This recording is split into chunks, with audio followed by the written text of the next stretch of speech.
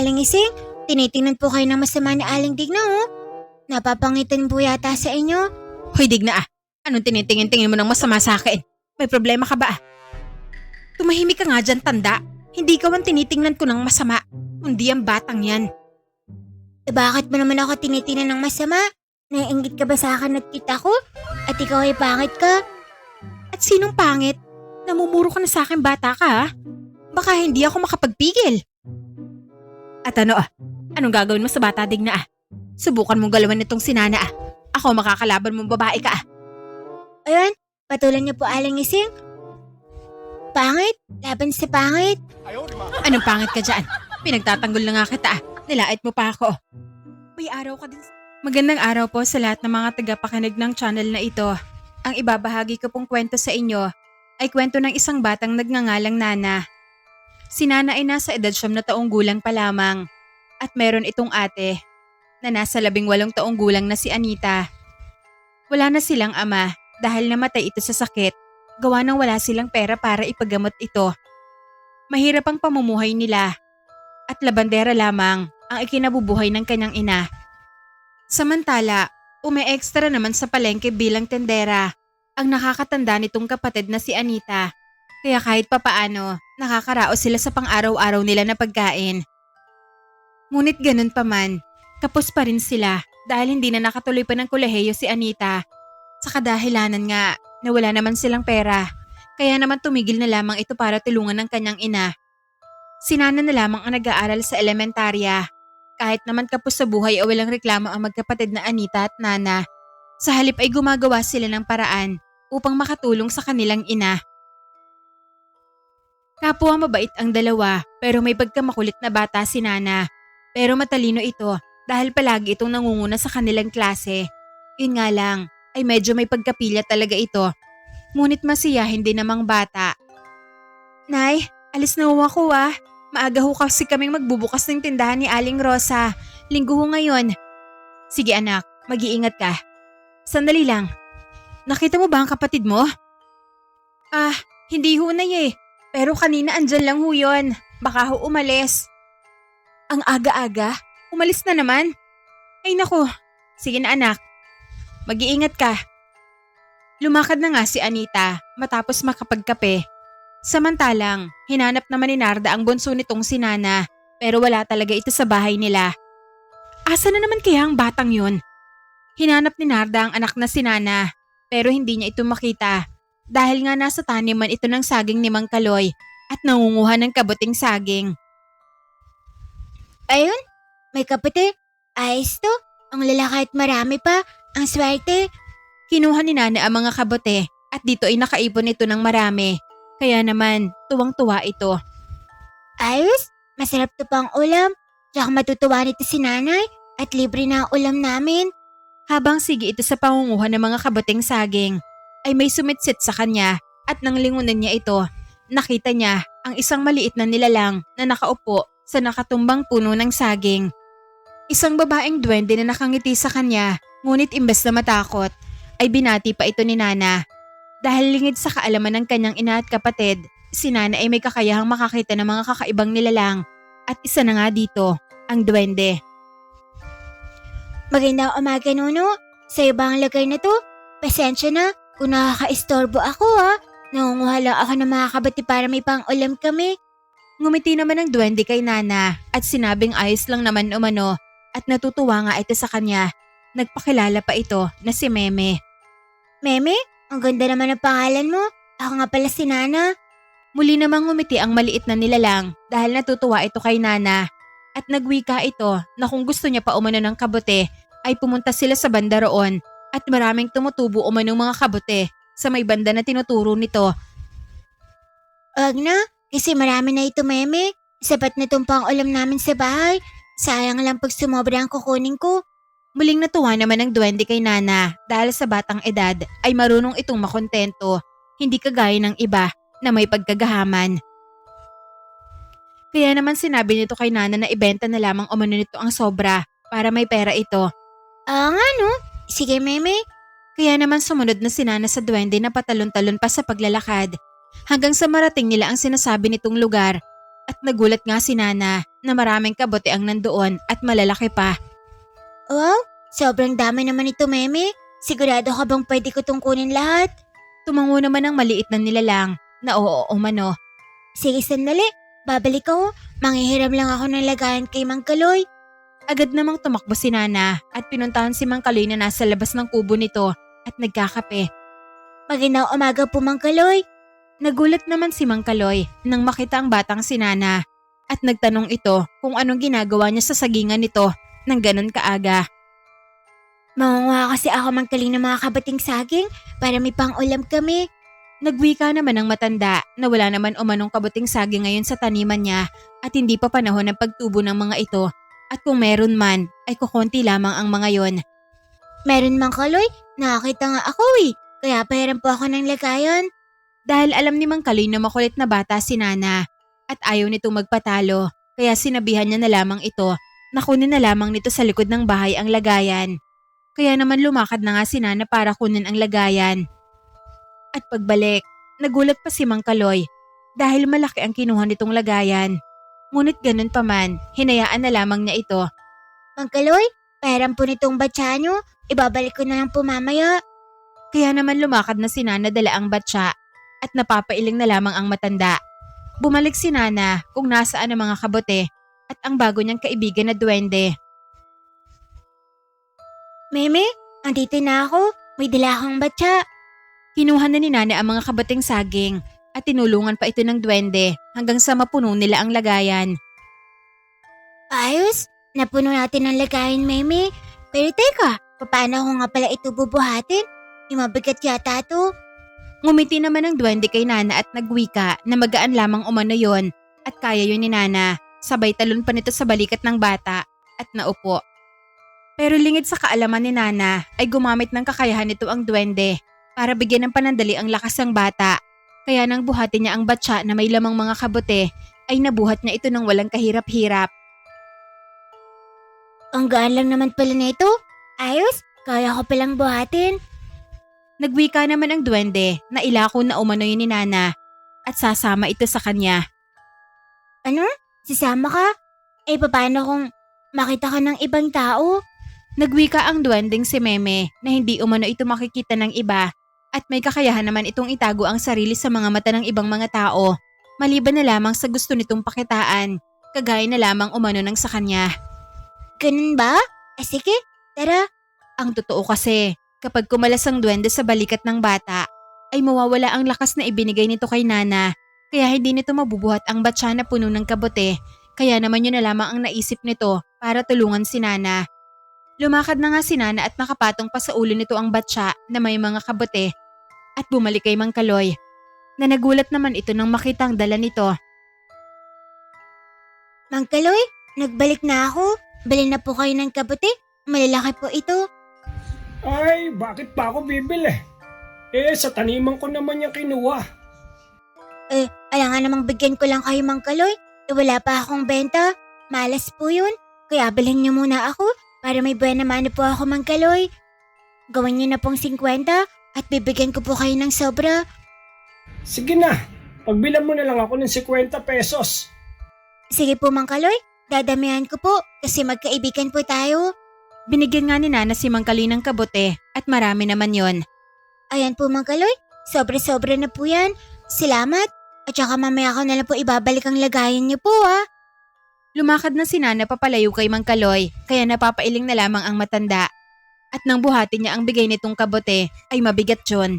Kaya naman bigla itong napaisip kung paano nagawang mabuhat ni Nana ang isang batya ng mga kabote na marahil ay aabot ng mahigit sa 10 kilo. Ngunit ganun pa man, hinayaan na lamang niya ito at balik nga kay Nana ay nag-ikot ito sa kanilang baryo. Bili na po kayo ng kabuting saging dyan. Napadaan ito sa tindahan ng kababaryo nito na si Aling Ising kaya naman tinawag siya nito. Nana, ano ba yung tinitinda mo?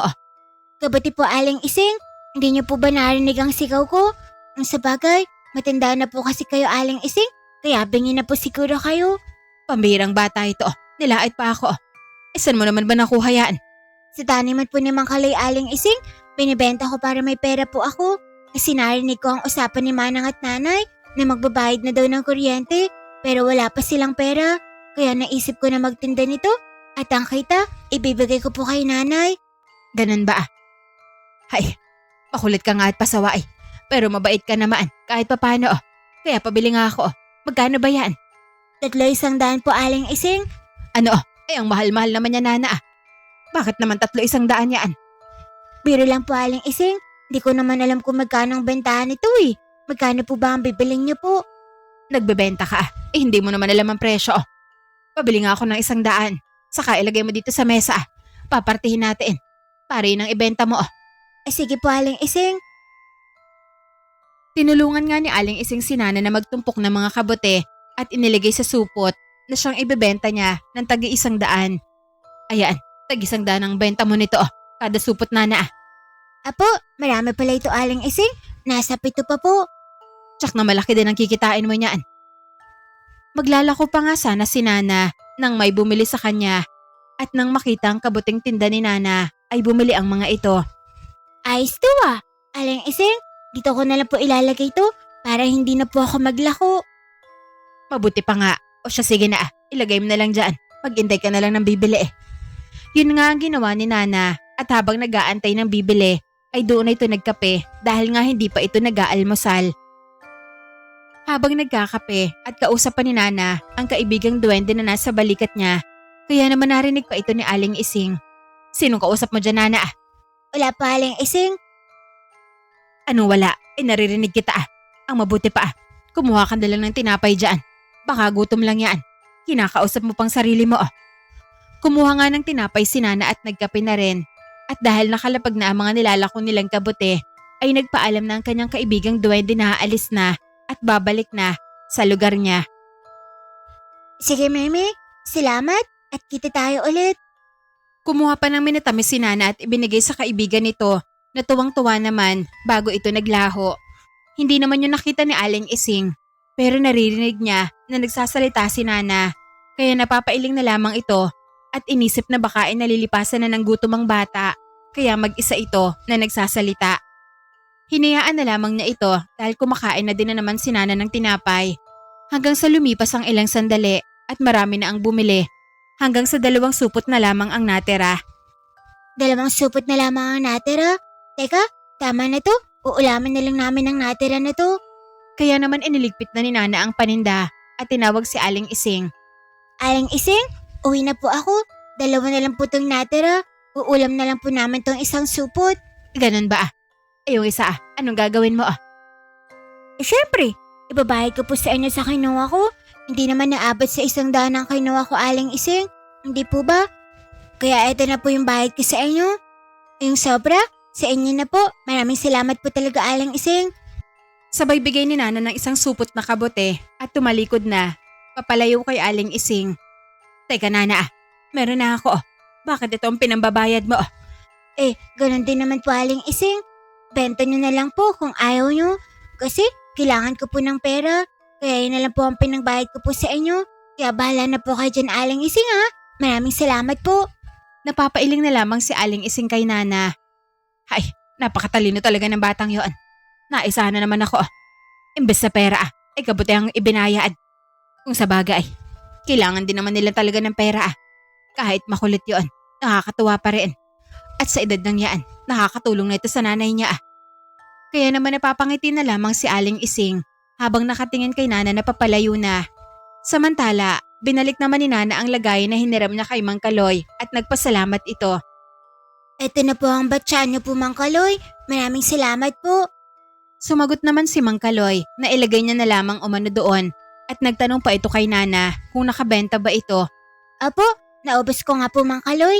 May pera na po ako dito oh. May pangbayad na po kami ni nanay ng kuryente. Nagwika naman si Mang Kaloy na mabuti naman umano at hinimas pa nito ang ulo ni Nana at sinabihan na umuwi na ito sa kanila.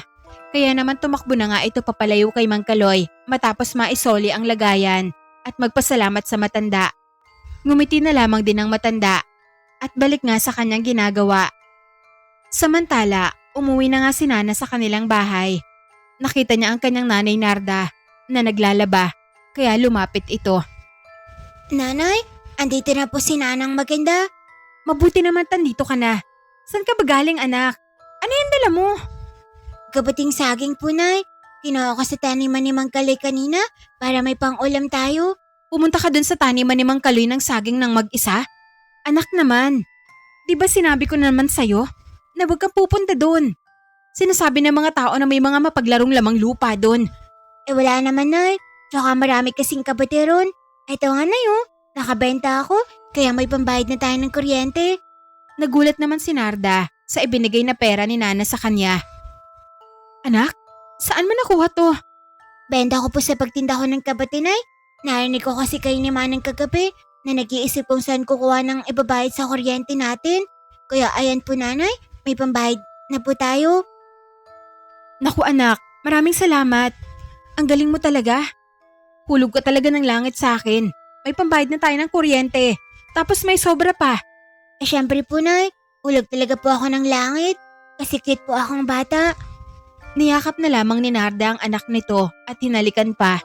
Sige na, maligo ka na ron at mag-almusal. Kumain na po ako sa tindahan ni Aling Ising, Nay. Tsaka kanino po mga labahan ang nilalapan niyo po. Kay Dig na anak, kumuha ako ng labada sa kanya. Kailangan natin ng pera. Ano, Nay? Di Aling Tigna? Masama ugali nun at matapobre yun. Wala tayong magagawa anak. Kailangan natin ng pera. Kaya tiis na lang. Kaya tulungan mo na lang ako. Tinulungan na nga lamang ni Nana ang kanyang ina sa paglalaba. Ito ang nagbobomba sa poso para mabilis matapos ang nilalabahan ng nanay nito. Makalipas ang ilang sandali, natapos na sila. Kaya naman nagsampay na ng mga labahin si Narda at nagluto ng kanilang tanghalian. At nang maluto na, ay kumain na ang mag-ina. Wow, ang sarap talaga nitong kabating saging, Nay. Pag kinisa, tapos maraming kamatis, no? Oo nga anak eh, masustansya pa. Masayang kumain ang dalawa hanggang sa matapos ang mga ito at si Nana. Masayang kumain ang dalawa hanggang sa matapos ang mga ito at si Nana na ang nagligpit ng kanilang pinagkainan at naghugas sa kanilang lababo na nasa labas lamang ng bahay nila. Habang naghuhugas si Nana ay may nakita itong daga pero kakaiba ang kulay nito dahil kulay ginto ito, hindi kagaya ng mga nakikita niya. Paika-ika din ito sa paglalakad kaya naman tinipon niya ang tirang pagkain at inilagay sa lagayan at saka lumapit sa daga. At nakita niya na lumayo ito sa kanya kahit paika-ika ito sa pagtakbo. Huwag kang matakot, hindi kita sasaktan. Kawawa ka naman. Eto, oh, may pagkain dito. Iiwan ko na lang dito, ah. Iniwan nga ni Nana ang pagkain at bumalik sa paghuhugas ng pinggan.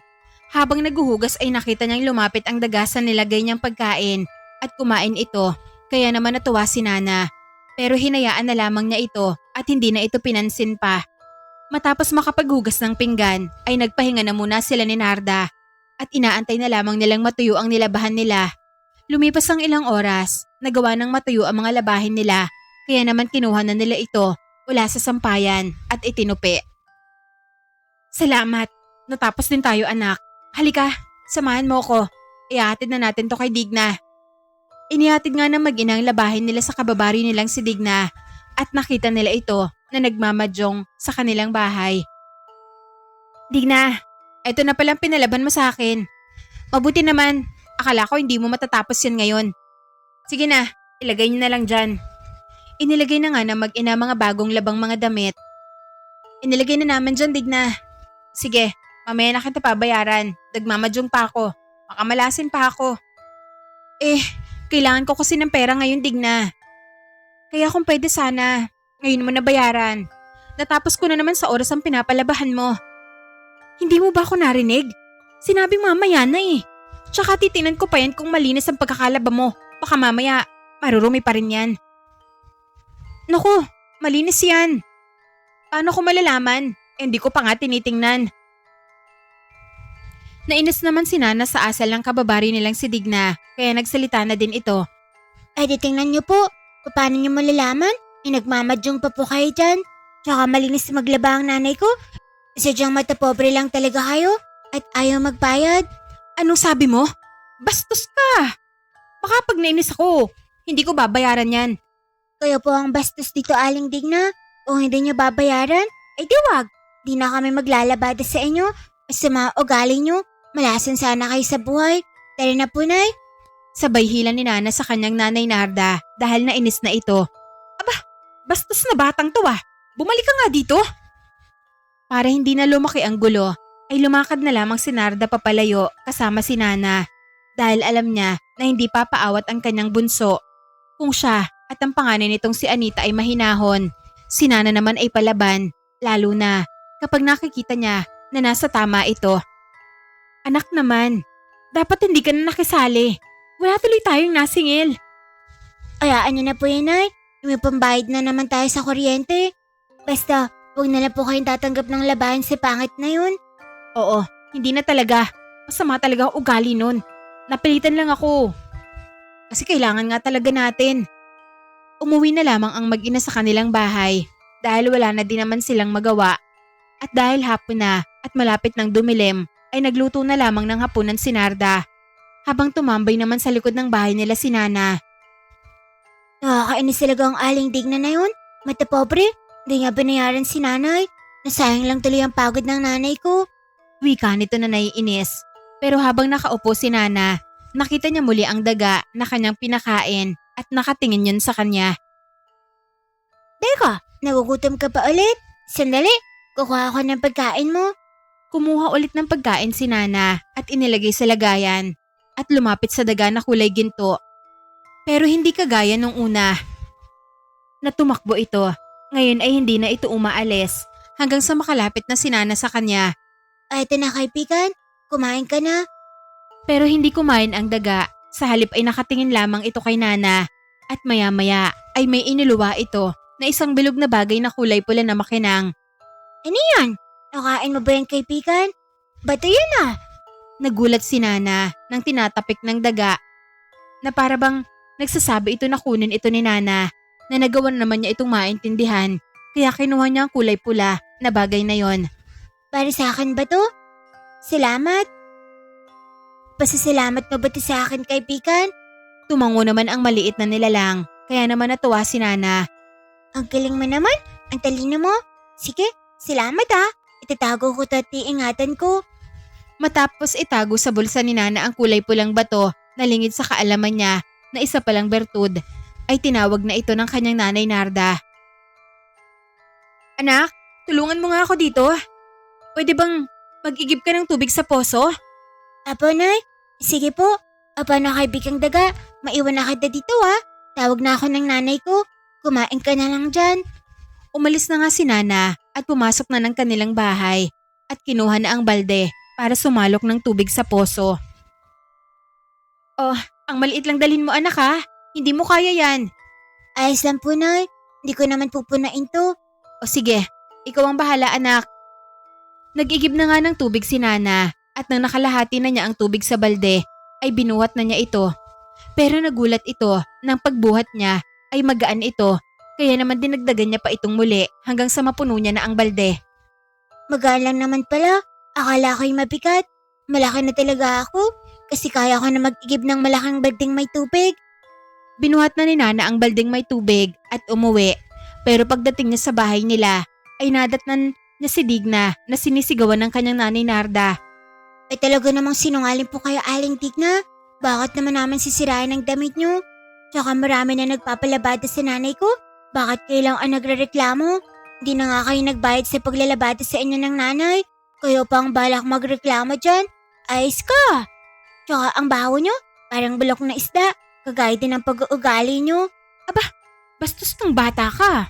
Baka gusto mong sampalin kita para tumahimik ka dyan. Dito na nagalit si Narda nang marinig yon. Sige, subukan mong saktan ng anak ko. Itatara ko sa itong kutsilyo na hawak ko, Digna. Ayos lang sa akin na pagsalitaan mo ako ng masakit at pagbintangan kahit wala naman kaming ginagawang masama. Namumuhay lamang kami ng maayos. Pero sa oras na saktan mo ang mga anak ko, hindi ako magdadalawang isip na patayin ka. Bahagya namang napaatras si Digna dahil kita na nito ang galit sa mga mata ni Narda. Mabuti na lamang at dumating si Anita at inawat ang kanyang nanay Narda. Nay, ano hong nangyayari? Ibaba niyo ho nga yung hawak niyong kutsilyo. Parang natauhan si Narda kaya ibinaba niya ang nakatutok na kutsilyo kay Digna. Kaya naman umatras ito at umalis na. Pero bago ito umalis ay nagbanta pa ito. Hindi pa tayo tapos. Hindi ko papalampasin ang pagbabanta mo sa akin, Narda. Sabay alis nito, kinuha naman ni Anita ang patalim sa kanyang nanay Narda. Ano ho ba kasing nangyari? Ang bangit na yun, Manang. Hindi na nga binayaran si nanay sa paglalabada namin sa kanya. Pagbibintangan pa niya kami na sinira daw ang damit niya at balak pang pabayaran. Ang sama talaga ng ugali ni Aling Tignan yun. Hayaan niyo na ho, Nay. Eto na ho, nakabali na ho ako ng pera kay Aling Rosa. Kaya may pambayad na ho tayo sa kuryente. Uli ka na, Manang. Nabigyan ko na ng pambayad ng ilaw si nanay. Talaga? Saan ka naman kumuha ng pera? Naglako ako ng mga kabati kanina po, ate. Yun naman pala, Nay. Hayaan niyo na ho yun. Huwag na ho kayong tatanggap ng labada mula sa Aling Digna na yon. Hindi na talaga mga anak. Pasensya na. Tumaas kanina ang dugo ko. Munti ko pang masaksak tuloy ang dignang yon. Mabuti na lang hindi ko nagawa. Paano na lang kayo pag nakulong ako? Oo nga ho, Nay. Mabuti pa. Pumasok na lang ho tayo sa loob. Pumasok na nga sa loob ang mag-iina at dito ay nagluto na lamang si Narda ng hapunan nila habang tinulungan naman siya ni Anita. Samantala si Nana naman ay nasa likod ng bahay. Nakita niya muli ang daga na kulay ginto at lumapit pa sa kanya. Alam mo, kaibigan, nakakainis yung kababarya namin kanina. Inaway ang nanay ko. Sinira doon namin ang mga damit na kahit hindi naman. Sana nga, tuluyan na lang yung nasira at masama talagang ugali nun.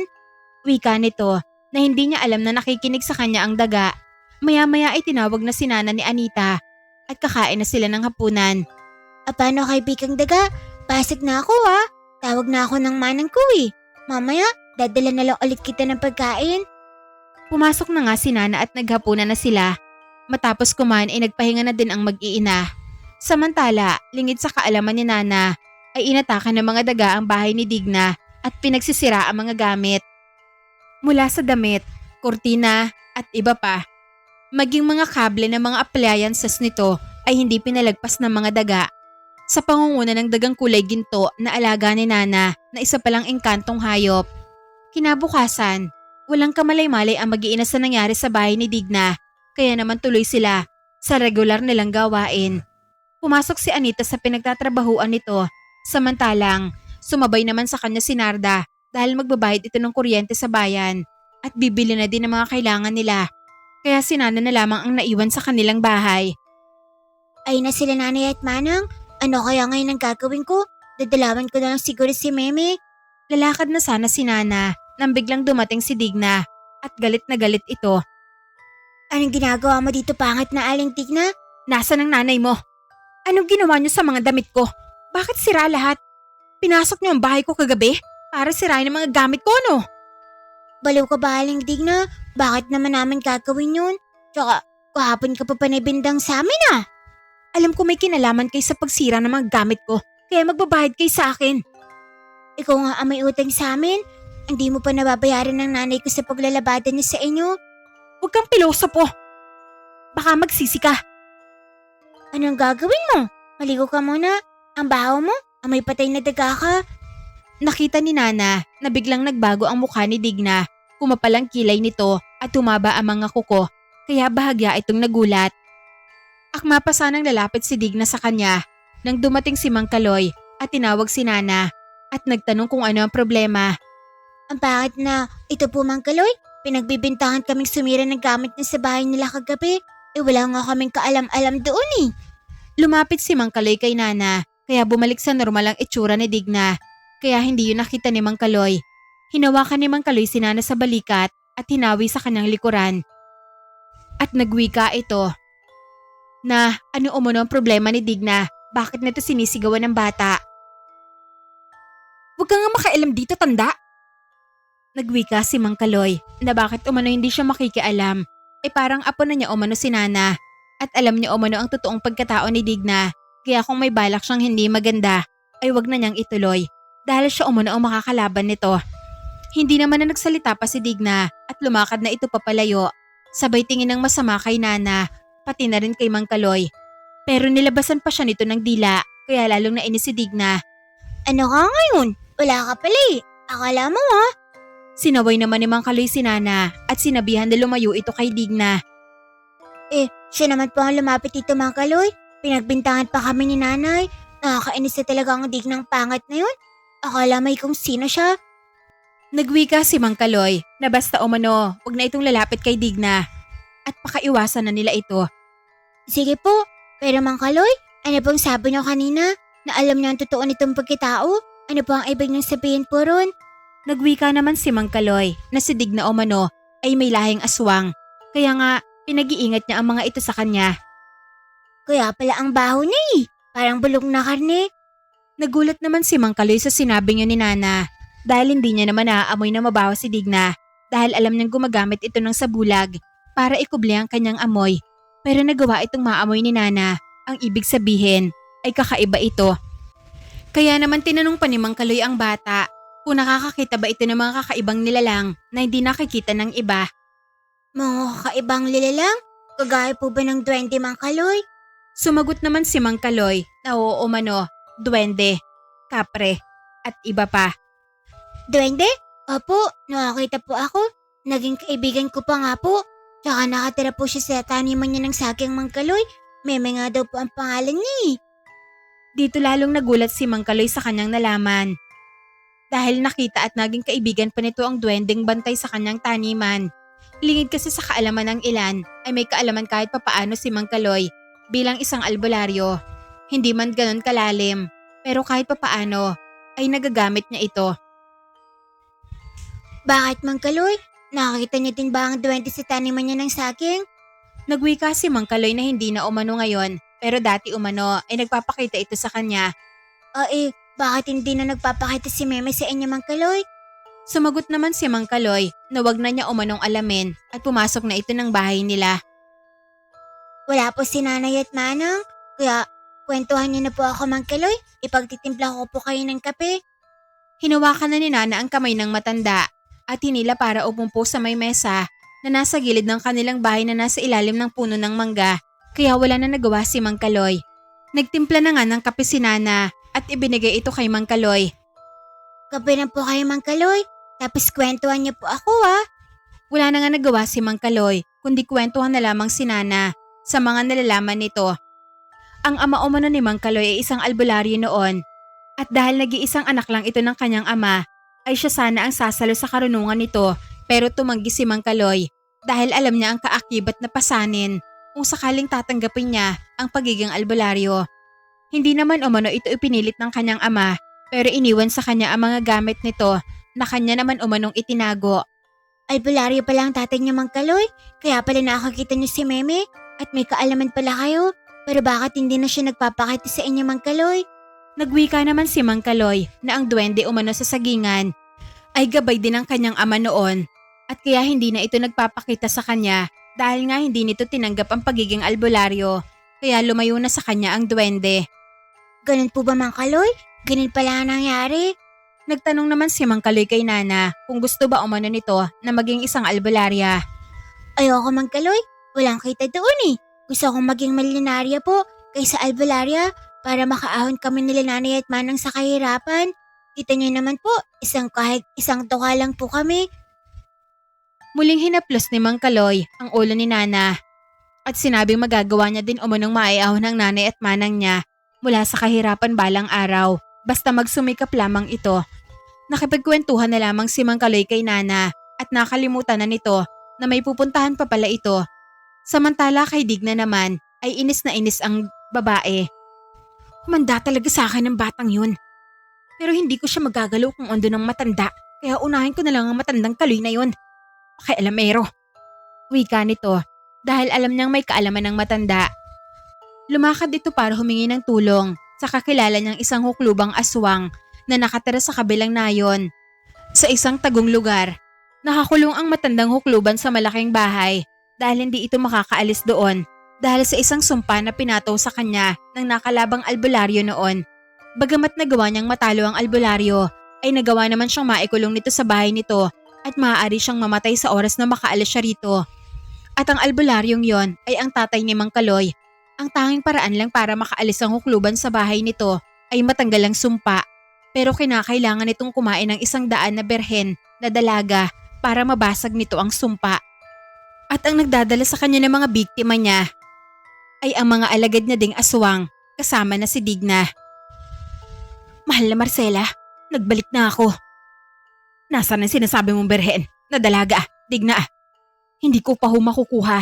May sagabal sa plano ko, Marcela. Ang anak ng albularyo na nagkulong sa'yo dito, Marcela. Siya ang sagabal sa aking plano. Hinampas ng huklubang aswang ang lamesa at nasira ito sa sobrang lakas niya. 3 babaeng berhen na lang ang kailangan ko para makaalis na ako sa lugar na to. At pagkatapos ay humanda sa akin ng pamilya ng albularyo na nagkulong sa akin dito. Kaya huwag ka mabibigo sa plano mong dalhin dito sa akin ng dalaga na sinasabi mo. Dahil pag nabigo ka, papatayin kita, digna. Alam ko, Marcela, hindi ako mabibigo. Bigyan mo lang ako ng sapat na oras. At kailangan ko din ng tulong para mapatay ang matandang kaloy na yon. Siya ang sagabal sa mga plano ko.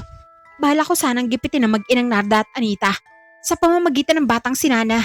Pero sagabal sa plano kong matandang kaloy na yon. Kaya siya muna ang uunahin ko. Gawin mo ang dapat mong gawin, digna. Basta, dahil mo ang dalagang sinasabi mo sa akin. Tumango naman si Digna dahil balak nitong dalhin si Anita kay Marcela para ito ang susunod niyang mabibiktima. Balak na kasing gipitin si Narda. At pagkatapos, papapuntahin niya ito sa bahay ni Marcela kasama si Anita. Pero palaging bigo at palpak ang plano nito. Samantala, balik naman sa mag-inang Narda at Anita sa pwesto sa palengke na pinagtatrabahunan ni Anita na si Aling Rosa. Salamat naman anak at nakabayad na din tayo ng kuryente. Oo nga ho, Nay. Siya nga ho pala. Aling Rosa? Ito ho ang hiniram kong pera sa inyo. Ibabalik ko na lang ho. Nakabayad na ho ng kuryente ang nanay ko. At saan kayo kumuha ng pera? Kay Nana ho. Sa bunso ko, Aling Rosa. Nagbenta ng kabuting saging. Kaya kumita siya ng pera at binigay ho sa akin. Kaya yun ho ang pinambayad ko. Talaga, ang galing naman ng bunso mo, Narda. Hindi lang ho ang bunso ko, Aling Rosa. Swerte din ako sa panganay ko. Napakasipag. Nagpapasalamat talaga ako at binigyan ako ng mga anak na mababait at masisipag. Hindi lang masipag, magaganda pa. Etong si Anita, marami atang nanliligaw na dito. Naku, wala ho, Aling Rosa ha. Mga customer natin na mga ngayon. Tsaka wala pa sa isip ko mga ganon. Nasa isip ko ngayon kung paano kami makakaahon mula sa hirap. Basta magtiyaga ka lang at manalig sa itaas. Pasasaan ba? Makakaangat din kayo sa buhay, Anita. Sana nga ho, para hindi na kami apihin. Mahirap po talagang maging mahirap eh. Totoo yun. Kaya wag ka muna mag-aasawa ah. Naku, hindi ho talaga, Aling Rosa. Biro lang. Alam ko namang matalino ka ah. At hindi kagaya ng iba na maaga nag-aasawa dahil sa kahirapan. Siya, sige na Narda ah. Mag-almasal ka na muna dito bago ka umuwi sa inyo. Tsaka yung perang hiniram ni Anita, huwag nyo nang ibalik. Gamitin nyo para may pera kayo. Ibabawas ko na lang sa sahod niya. Paunti-unti lang. Huwag na ho. Wala akong kasama sa bayang bunso ko. Maraming salamat ho sa tulong, Aling Rosa. Naku Nay, kumain ka na dito. Ayos lang ho si Nana doon sa bahay. Baka nga ho wala doon yun eh. Gumala na naman siguro. Tsaka, kaya ho ni Nana ang sarili niya. Matalinong bata ho yun. Kung sa bagay, kahit iwan mo nga palang kapatid mong yun ng 1 buwan, mabubuhay yun mag-isa. Madiskarte yun. Kumain na nga lamang si Narda bago ito umuwi sa kanilang lugar. Samantala, balik naman kay Nana na iwan na itong mag-isa sa bahay nila dahil umalis na si Mang Kaloy matapos ito makapagkape at magkwento sa kanya. Ang dami kang nalaman ah. Muntik na pala maging albularyo sana si Mang Kaloy. Tsaka hindi ko alam na aswang pala si Aling Tikna. Kaya pala masama ugali niya. Wika ni Nana habang naghuhugas ng tasang pinagkapihan ni Mang Kaloy. Matapos nitong mahugasan ng tasa, ay pumunta na ito sa likod ng bahay dahil may naaamoy itong malangsa. Teka, ano ka yung malangsa na yun? Sinundan niya ito at nakita niya sa may kakahuyan ng ilang mga pera-perasong mga tela at lumitaw doon ang kulay gintong daga. Na tila, pinipresenta pa sa kanya ang mga punit na tela. Dito napagtanto ni Nana na baka ang alaga niyang daga ang sumira sa mga damit ni Digna. Dahil pag amoy niya dito, ay magkasing amoy ang mga ito. Teka, ibigan, ikaw ba ang sumira sa mga damit na Aling Tikna? Nagulat naman si Nana nang tumango ang daga sa kanya kaya napangiti ito. Ang galing mo naman, ikaw ang gumanti para sa amin, kaya pala pumunta dito yung pangit. Buti ang aron. Hinimas pa ni Nana ang daga at binigyan pa niya ito ng pagkain. Hindi naisip ni Nana na tumalas ang kanyang pang-amoy dahil nagawa niyang maamoy ang mga damit kahit malayo ito sa kanilang bahay at isa pa ay may sabulag ito. Habang pinapakain ni Nana ang kaibigang daga ay bumalik na si Narda. Anak? Nana?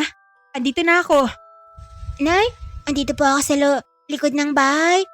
Agad namang pumasok si Nana ng bahay nila. Mabuti naman. Akala ko wala ka na naman dito sa bahay natin. Hindi po ako umalis dito, Nay. Mabuti naman kung ganun. Sandali, magluluto lang ako ng ulam natin. Bumili ako ng bango sa palengke. Isisigang natin para may sabaw. Oh, sige po, Nay. Paborito ko po yan. Lahat naman na pwedeng makain, paborito mo eh. Siya sige na, lilinisan ko na muna ito para makapagluto na ako. Nag-asikaso na nga si Narda ng kanilang tanghalian at hindi naman sinabi ni Nana sa kanyang ina na pumunta kanina sa bahay nila si Digna para hindi na ito mag-alala pa. At dahil nagluluto pa ang kanyang nanay, ay umalis muna ng bahay si Nana at pumunta ng tindahan ni Aling Ising. Aling Ising, magandang araw po. Ikaw pala Nana magandang araw din sa'yo. Anong kailangan mo? Wala po, Aling Ising. Tatambay lang po ako dito sa tindahan yung walang bumibili. Paano walang bumibili puro utang na lang ang mga tao. Hay nako. Siya nga pala mabuti nandito ka Sabihan mo nga mamaya ang manang mo na mag-ingat. O kaya ay umuwi na maaga palagi. Bali-balita, ang kabila ang pagkawala ng mga dalaga sa ibang lugar.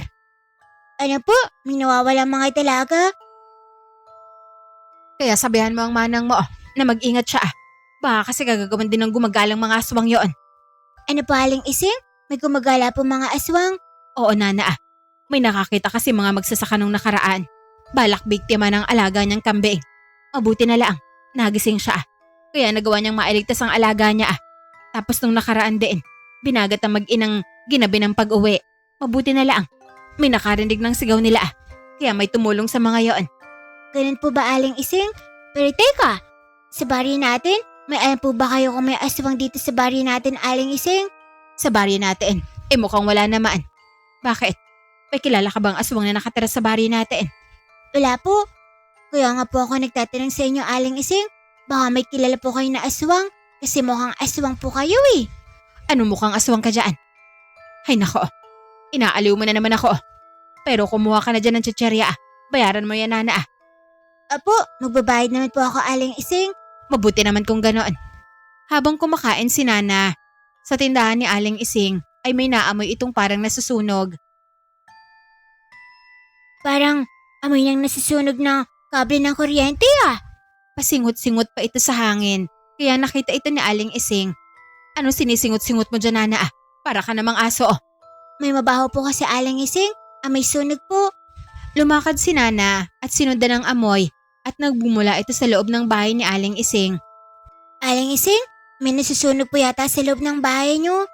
Dito naalala ni Aling Ising na nagpakulo nga pala ito ng tubig sa heater at nakalimutan niyang tanggalin ito, kaya naman dali-dali itong tumakbo papasok ng kanilang bahay at doon nga nakita nito na umuusok na ang saksakan ng heater. Diyos ko, nakalimutan ko palang tanggalin ang saksakan ng heater. Dali Nana, kumuha ka ng tubig. Tulungan mo ako. Apulahin natin ang apoy. Ug, Aling Ising, makakuryente ka niyan. Mabilis na hinanap ni Nana ang main switch ng kuryente sa loob ng bahay ni Aling Ising at pinatay yun. At doon ay natigil ang pag-usok dahil wala nang dumadaloy na kuryente mula doon. Ayun, wala na. Mabuti na lang, naagapan. Kung hindi, sinagang bahay niyo, Aling Ising. Mabuti na lang. Maraming salamat sa Nana. Ang galing mo ang talas ng pangamoy mo. Dagawa mo kaagad na maamoy ang sunog sa loob ng bahay ko. Para kang daga dyan.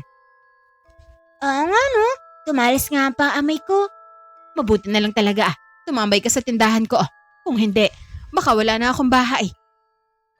Paano ba yun, Aling Ising? May utang na loob kayo sa akin ha? Wala bang pamerienda dyan? Merienda lang pala. Kumuha ka doon ng gusto mo. Pero bago yon, tulungan mo muna ako maglinis dito.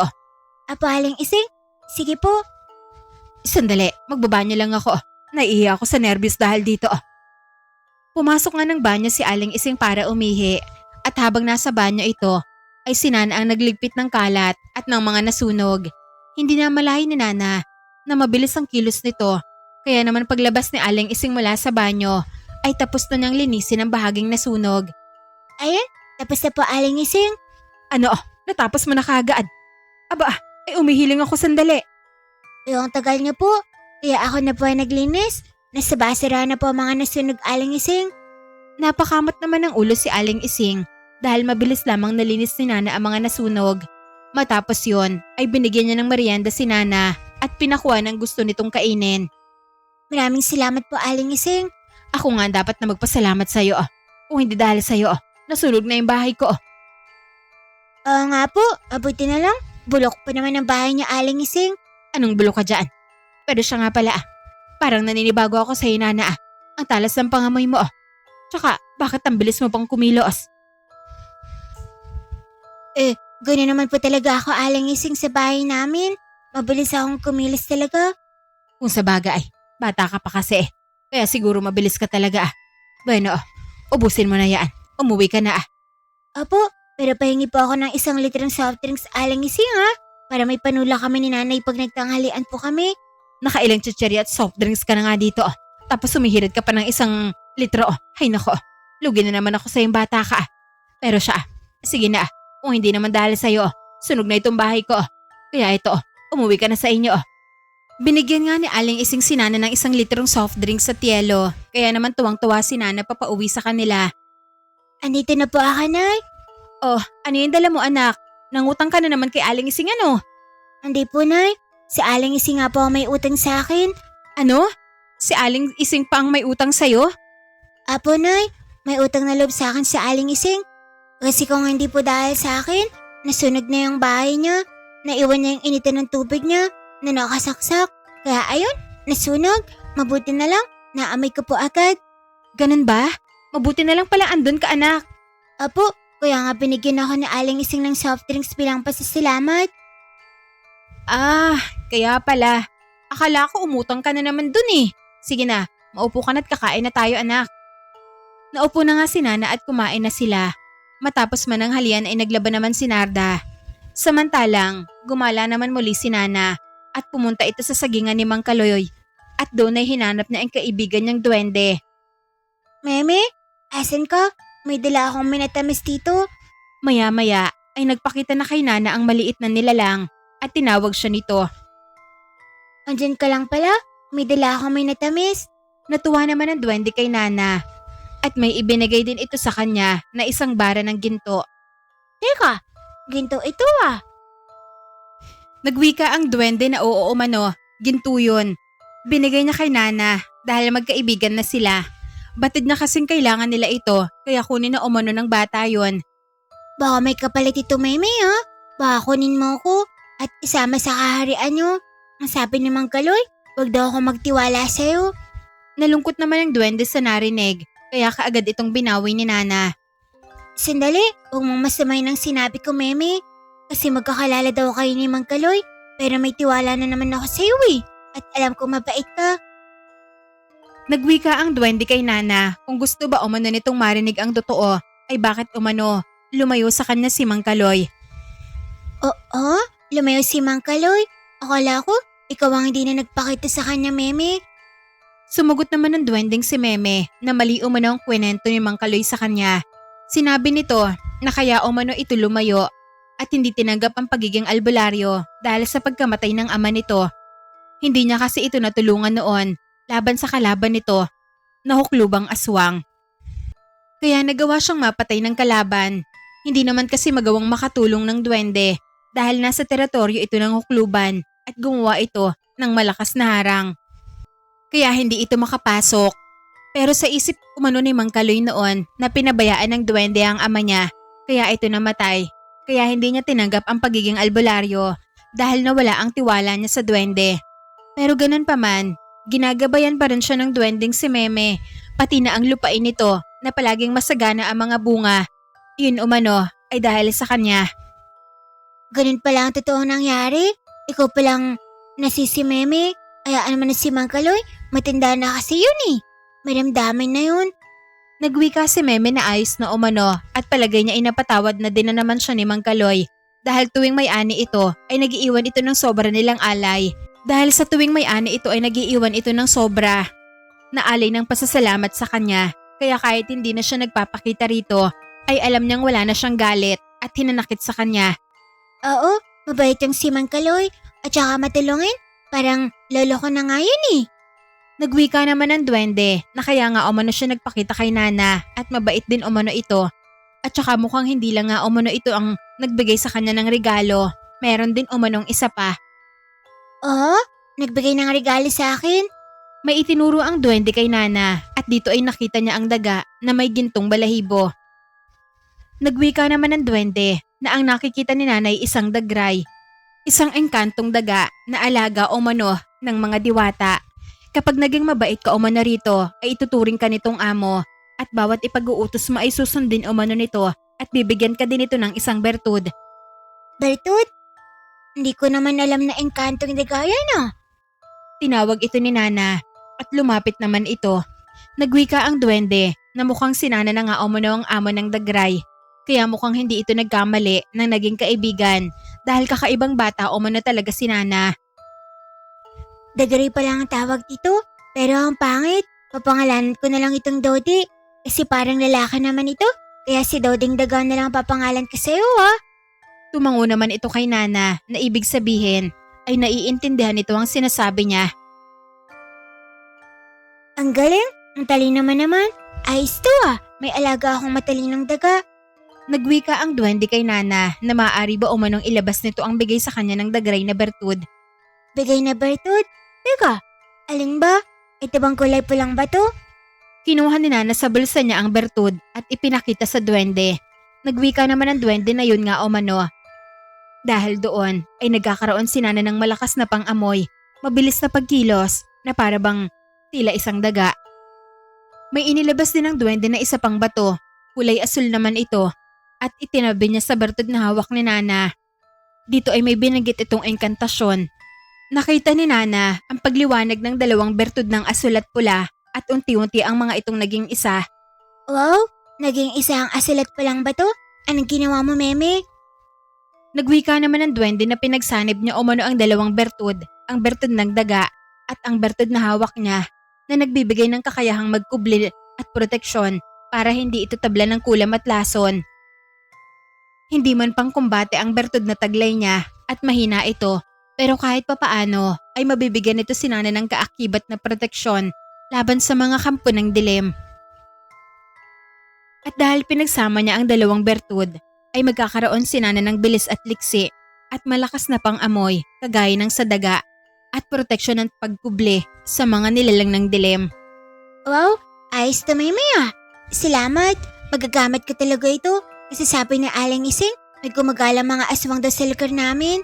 Nagwika ang duwende kay Nana na pansamantala muna silang hindi magkikita dahil babalik umano ito sa kanilang kaharian. Kaya sana ay gamitin umano ni Nana sa tama at mabuti ang bigay niya. Huwag ka mag-alala, Meme. Gagamitin ko to sa kabutihan. Tsaka maraming salamat talaga sa ginto ah. Umiti naman ang duwende at nagpasalamat din kay Nana bago ito tuluyang naglaho. Nawala na siya. O paano, Dodi? Magtago ka na din. Baka may makakita sa'yo eh. Uuwi na din ako sa amin. Kaya naman umalis na din ang engkantong daga na alaga ni Nana at umuwi na rin ito. Habang naglalakad pa pauwi, nakita ito ni Mang Kaloy. Kaya tinawag niya ito at tinanong kung saan na naman ito galing. May binisita lang po ako, Mang Kaloy. Nagwika si Mang Kaloy na ang duwende na naman ba umano ang kanyang binisita. Hindi po, Mang Kaloy ah. Ang sagingan niyo lang po ang binisita ko kasi tinignan ko kung marami na namang kabating saging. Sumagot naman si Mang Kaloy na wag na umano itong magsinungaling at kilala na niya umano ito. Pero sige na at umuwi na ito. Baka hinahanap na ito ng kanyang ina. Opo, uuwi na nga po ako eh. Paalam po, Mang Kaloy. Lalakad na sana si Nana nang muli itong tawagin ni Mang Kaloy. Ramdam kasi ng matanda na may kakaiba na kay Nana pero hindi ito nagpahalata. Nagwika si Mang Kaloy na kapag umalis daw siya at matagal na hindi nakabalik ay kunin umano ni Nana ang lumang baol niya na nakalibing sa likod ng bahay sa ilalim ng puno ng santol. Oh? Saan kayo pupunta, Mang Kaloy? Ano ba yung laman ng baol? Pamana niyo po ba sa akin yun? Akin na po, i-advance niyo na lang po. Natuwa naman si Mang Kaloy kay Nana dahil sa pagkamakulit nito pero hindi na niya sinagot ang tanong ng bata at sa halip ay pinauwi na niya ito. Umuwi na nga si Nana, dala ang ginto na bigay ng duwende sa kanya. Ayos tong bigay na ginto ni Meme. Tsaka matutuwa nito si nanay. Pero hindi ko din pwedeng sabihin na bigay sa akin to ng kaibigan kong duwende. Sasabihin ko na lang na nakita ko ito. Oo, tama. Sasabihin ko na nga lang na ganun. Kaya naman na makarating ito ng kanilang bahay ay agad nang tinawag ang kanyang nanay Narda. Nay, tinan niyo po itong nakita ko. Oh. Nagulat naman si Narda nang makitang may hawak na isang bareta ng ginto si Nana. Hindi kasi yun nakita ni Mang Kaloy dahil nakabalot yun sa tuyong dahon ng saging. Nang nasa bahay na lamang nila, saka tinanggal ni Nana ang nakabalot dito. At dito nga, napatakip pa ng bibig si Narda. Anak, saan mo nakuha yan? Ginto yan ah. Nakita ko po, Nay. Kaya kinuha ko. Binalot ko nga sa tiyong dahon ng saging. Baka may makakita pang iba. Diyos ko, malaking halaga yan anak pag nabenta natin. Makakabayad na tayo ng mga utang at mapapaayos na natin ang bahay natin. Makakapag-aral pa kayo ng manang mo. Talaga po, Nay? Sige, ibenta po natin ito. Tapos maghahanap ulit ako. Baka meron pa akong makita ulit. Saan mo ba nakita yan anak? Sa may patay na sapa po, Nay. Ano? Doon mo nakita? Baka meron pa anak. Ewan ko po, pero baka wala na din. Kasi yan lang nakita ko, Nay. Pero huwag mong sasabihin sa iba anak ha. Tsaka ako na magkakagulo ang mga tao kapag may nakaalam nito. Sige po, Nay. Kaya naman tuwang-tuwa si Narda sa ibinigay na ginto sa kanya ni Nana. Lumipas ang ilang sandali ay dumating na din si Anita. Maaga itong pinauwi ni Aling Rosa. Oh, anak, ang aga mo yata ngayon ah. Opo, Nay. Maaga po kasi akong pinauwi ni Aling Rosa. Baka daw mabiktima ako ng gumagalang mga aswang sa lugar natin. Ano? May mga gumagalang aswang sa lugar natin? Yun din po ang sabi sa akin ni Aling Ising, Nay. Tsaka may mga dalaga din daw po ang mga nawawala. Kaya manang, mag-iingat ka. Ako pa yung sinabihan mo? Ikaw nga tong kung saan-saan nagsususuot. Para kang daga. Ano ka, manang? Kahit kala ako, marunong naman ako mag-ingat. Tsaka kakagala ko nga, may nakita akong ginto. Ano? May nakita kang ginto? Eto anak, eto ang nakitang ginto ng kapatid mo. Dito ay nagulat din si Anita dahil isang bareta ng ginto yun. Totoo ba yan, Nay? Ang laki niyan na. Tsaka malaking pera yan pag nabenta natin. Oo anak, makakapag-aral ka na din. Matatapos mo na din ang kurso mo bilang guro. Talaga ho, Nay? Maraming salamat naman ho kung ganon. Ay naku, tsaka wawa mga estudyante pag si Manang ang naging guro nila. Kasi maldita yan eh. Anong maldita ka dyan? Tama na yan. Kumain na tayo. Tsaka magpasalamat tayo kay Nana anak. Siya ang nakakita ng ginto na siyang babago sa buhay natin. Oo nga, kaya may utang na loob ka sa akin, Manang ha. Pag nakapagtapos ka na at naging guro, dapat ikaw ang magpapaaral sa akin. Oo na, sige na. Kapag nakapagtapos na ako at naging guro, ako na ang bahala sa inyo ng nanay. Ang swerte ko talaga sa inyo mga anak ko. Paano, kumain na tayo? Kumain na nga lamang ang mag-iina ng hapunan. Pagkatapos ay nagpahinga na. Pero lingid sa kaalaman nila sa bahay ni Mang Kaloy ay ando na si Digna at may kasama ito na ilan pang mga aswang. Ngayon, humanda ka sa akin tanda.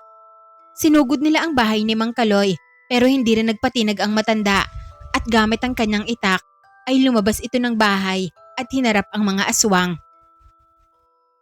Aba, ang tapang mo naman tanda. Para lumabas ka ng kusa sa bahay mo. Nagwika si Mang Kaloy na sabi ba umano nito. Nababalikan siya ni Digna. Alam niya umano yon, kaya nakahanda ito. Mabuti naman kung ganun. Kaya humanda ka. Pinasugod ni Digna ang ilan sa mga kasama nitong aswang at nilabanan naman niya ni Mang Kaloy. Yun nga lang, dahil nasa 3 ang kalaban nito, ay nagawa siyang masugatan ng malubha at isa lang sa mga ito ang napatay niya. Mahina ka tanda. Hindi ka kagaya ng tatay mo na malakas at magaling. Ngayon, dadalhin kita kay Marcela. Binuhat ng mga aswang si Mang Kaloy at tanging bakas na lamang ng dugo ang naiwan sa kanyang bahay dahil kinuha din nila Digna ang napatay nitong kasama para walang maiwang bakas. Dinala nila si Mang Kaloy sa lugar ni Marcela at iniharap nila ito sa hukluban. Marcela, eto na. Ang anak ng albularyong nagkulong sa'yo dito. Aba, matanda na pala ang anak ng albularyong yon. Pero bakit mahina ang isang ito? Hindi yan albularyo, magsasaka lang yan. Marahil, hindi niya tinanggap ang pagiging albularyo. Ganun ba? Kaya pala, walang kwentang isang ito. Pero alam ba umano ni Mang Kaloy na malapit na itong makalabas sa pagkakakulong nito? Tumawa naman si Mang Kaloy at nagwika na hindi na umano makakaalis ang hukluban sa lugar na yon dahil tsak ito na may pipigil at papatay dito. At sinong pipigil? Ikaw ba? Na hindi nga ako kayang pigilan ng ama mo noon na isang magaling na albularyo. Ikaw pa kaya? Ngumiti lamang si Mang Kaloy at nagwika na hindi umano siya dahil alam niyang mamamatay na siya ngayon. Pero tsak na may sisibol na isang batang tatalo sa hukluban. Alam niya umano ito dahil ang batang yon ay muling pinili ng gabay ng kanyang ama noon at ito ang magpapatuloy ng hindi natapos ng kanyang ama. At yon ay ang patay ng matandang hukluban. Sa galit ni Marcela ay kinalmot na sa leeg si Mang Kaloy dahilan para bumulwak ang dugo nito at mamatay ang matanda. Ang ingay mo. Kaya yan. Tumahimik ka na din. Walang sino man na makakapigil sa akin sa paglaya ko sa lugar na to. At malapit na yon. Kaya digna. Kailangan hindi ka mabigo sa pagkuha ng dalagang berhen at madala mo siya sa akin. Oo, hindi ako mabibigo gayong wala nang sagabal. Samantala, sa gitna ng kanyang pagtulog ay nagising si Nana. May nararamdaman itong lungkot na hindi niya maipaliwanag. Hindi niya namalayan na tumutulo na lamang ang luha sa mga mata niya. Bakit kaya ako naiiyak? Wika nito habang nasa labas ng kanilang bahay at nakatanaw sa kalangitan habang umiihip ang malamig na hangin. Kinabukasan, lumagad sila Nana, Anita at Narda sa bayan para ibenta ang ginto na bigay ng kaibigang duwende ni Nana. Pansin naman nila Anita at Narda na tila ba matamlay ang paslit. Aba, ang tahimik ka. Parang wala kang kasigla-sigla dyan, Nana. Oo nga may problema ka ba anak? Masama bang pakiramdam mo? Hindi po, Nay. Ayos lang po ako. Huwag niyo po akong alalahanin. Ngumiti naman si Nana para hindi mag-alala ang kanyang nanay Narda. Pero ramdam pa rin ito ang lungkot na hindi niya maipaliwanag. Nagawa nilang maibenta ang ginto sa malaking halaga. Kaya naman tuwang-tuwa si Narda at si Anita. Ngayon lang ako nakahawak ng ganito kalaking pera anak. Oo nga ho, Nay. Nanginginig pa ho kayo. Oo nga Papaayos na natin ang bahay natin. May pera na tayo. Pati na rin sa pag-aaral mo, Anita. Kaya sa susunod na pasukan, mag-e-enroll ka na. Opo, Nay. Pero bago yon, kumain na muna ho tayo. Sige, kumain na muna tayo mga anak. Kumain nga sila sa sikat na kainan na unang beses din makapasok ni Nana. Umorder si Anita ng lahat ng gusto nito. Kaya naman kahit papaano ay nawala ang lungkot ni Nana at bumalik ang dati nitong sigla. Oh, Manang, ang dami nito Pritong manok, tapos may burger at spaghetti pa Anong spaghetti? Spaghetti. Magkatunog lang naman yun, Manang Mamaya anak, bibili din tayo ng baboy para i-adobo natin. Para masarap din ang ulam natin mamaya. Talaga po, Nay? Oh, ang sarap nun. Pero Manang, dagdag ka ng take-out natin. Dadalan ko si Aling Ising at si Mang Kaloy. Sige, o-order ako para sa kanila. Kumain na nga sila at pagkatapos ay dinalan nga nila ng take-out si Aling Ising at si Mang Kaloy. Kaya naman pag uwi nila sa kanilang sityo ay agad na inihatid ito ni Nana. Nanay, dadalhin ko na po ito kay Aling Ising at Mang Kaloy. Sige anak, magluluto lang kami ng manang mo. Lumakad na nga si Nana patungo sa tindahan ni Aling Ising. Magandang hapon po, Aling Ising. O Nana magandang hapon naman. Aba, nakabihis ka ng maganda Pero, naninibago ako sa'yo. Mukha ka na talagang tao. Hindi ka na madungis. Tsaka may dala ka pang pagkain. Kanino ba yan? Sa inyo po, Aling Ising. Ito po. Talaga para sa akin yan. Apo, Aling Ising. Kasi naawa po ako sa inyo. Kaya dinalan ko po kayo ng merienda. Masarap po yan, Aling Ising. Aba, naawa ka pa sa akin. Pero teka, saan ka kumuha ng pambili niyan? Huwag na po kayo maingay, Aling Ising. Nakakita po kasi ako ng ginto. Kaya ibinenta namin ng nanay. Kaya may pera na kami. Ano? Nakakita ka ng ginto ka mo? Apo, kaya nga nakabili kami ng damit at pagkain. At saan mo naman nakita yung Nana Doon po sa patay na ilag, Aling Ising. Ganun ba? Doon ka nakakita ng ginto. Sigurado ka ba doon, Nana Apo, Aling Ising. Ito po sa inyo. Sa inyo na po itong pagkain. Ibibigay ko naman po itong isa kay Mang Kaloy. Matapos ibigay ang pagkain kay Aling Ising, ay tumakbo naman si Nana papalayo. Totoo kaya yung sinabi ni Nana na nakakita siya ng ginto sa may patay na sapa? Baka marami pa roon. Sandali nga lang. Magsasara nga ako ng tindahan. Pupunta ako roon. Magsasara nga sana ng tindahan si Aling Ising. Ay tumakbo papalayo ang isa nilang kababaryong si Aling Marites na tsismosa sa kanilang lugar. Nako, lagot. Narinig pa ata ng Marites na yun ang mga sinabi ni Nana. Kailangan ko siyang maunahan. Kaya naman mabilis na nagsara ng tindahan si Aling Ising at agad na naghanda papunta sa patay na ilog para maghanap din ng ginto. Samantala, balik naman kay Nana ay pumunta ito sa bahay ni Mang Kaloy dahil wala itong kaalam-alam sa nangyari sa matanda. Mang Kaloy? Mang Kaloy? Nasaan po kayo? May dala po akong pagkain, Mang Kaloy. Teka, wala atang tao dito sa bahay ni Mang Kaloy ah. Habang hinahanap ni Nana si Mang Kaloy ay bigla itong natigilan na makaamoy ito ng amoy dugo.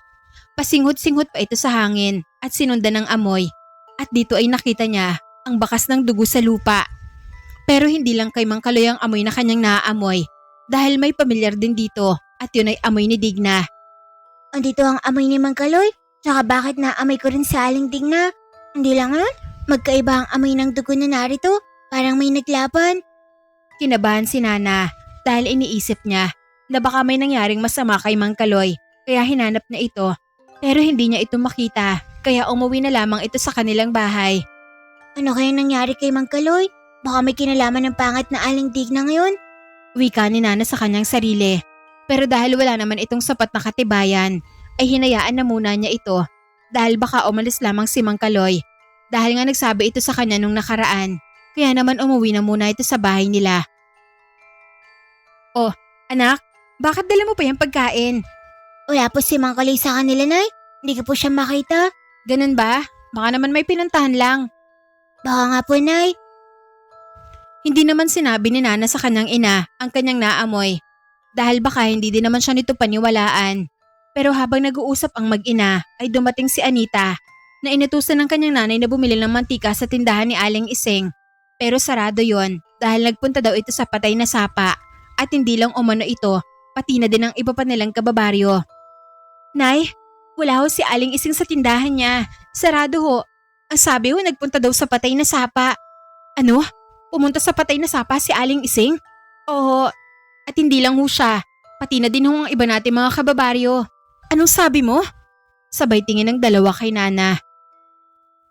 Anak, may pinagsabihan ka ba patungkol sa gintong nakita mo? Si Aling Ising po, Nay. Siya lang naman ang pinagsabihan ko kanina ng ihatid ko ang pagkain sa kanya. Nagtanong kasi siya kung saan ko kinuha ang pambili ng pagkain at bagong damit. Kaya sinabi ko sa kanya.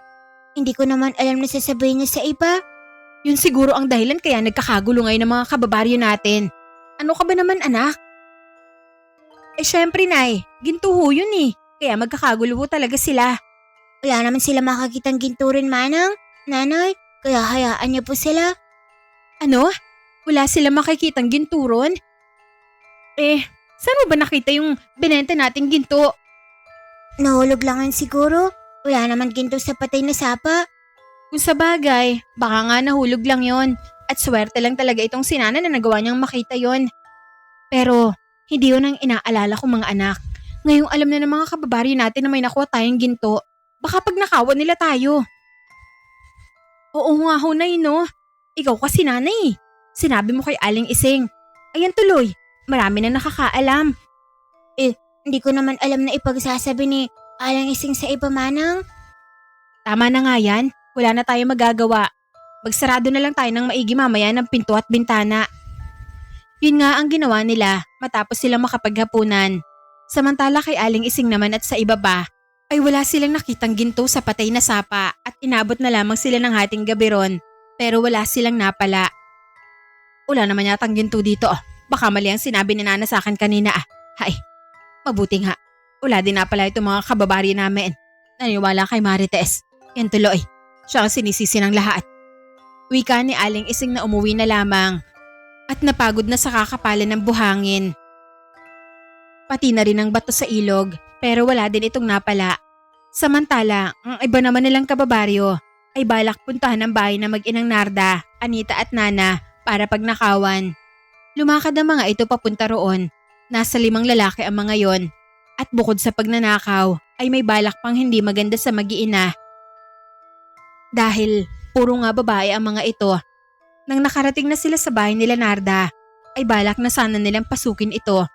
Pero ang hindi nila alam na ni Nana ang balak ng mga ito. Kaya bago pa sila makalagpas sa bakod, ay inatake na sila ng maraming daga sa utos na din ng alaga ni Nana. At dahil sa napakaraming daga ang umatake sa mga ito, ay wala na silang nagawa kundi ang tumakbo na lamang papalayo. Ano kayo ngayon? Akala nyo Sabay tawa ni Nana sa mga ito na nakita niya nagkukumahog tumakbo papalayo. Ayos? Salamat Toti Maasahan ka talaga. Wika nito sa kaibigan niyang daga. Samantala sa mga kalalakihan naman na tumakbo ay nakasalubong nila si Digna na naglalakad. Kaya naman ito sana ang balak ng mga ito na gawa ng masama, pero bigla silang napaatras nang makita ang namumulan nitong mga mata at bigla na ring may sumunggab sa mga ito mula sa likod. At ito ay ang mga kasama nitong mga aswang din. Sige, lapain niyo ang mga yan. Ako pa ang balak ng pagsamantalahan Nagawang mapatay ang mga lalaking kababaryo nila at hinayaan na lamang ang mga bangkay ng mga ito sa bakanting lote. Kaya naman kinabukasan, nagkagulo ang lahat ng matagpuan ng bangkay ng mga ito, nawakwak ang mga tiyan at wala ng mga lamang loob. Nay, kawawa yung mga kababaryo natin. Nabiktima yata ng aswang ho kagabi. Oo nga anak, delikado na talaga ang panahon ngayon.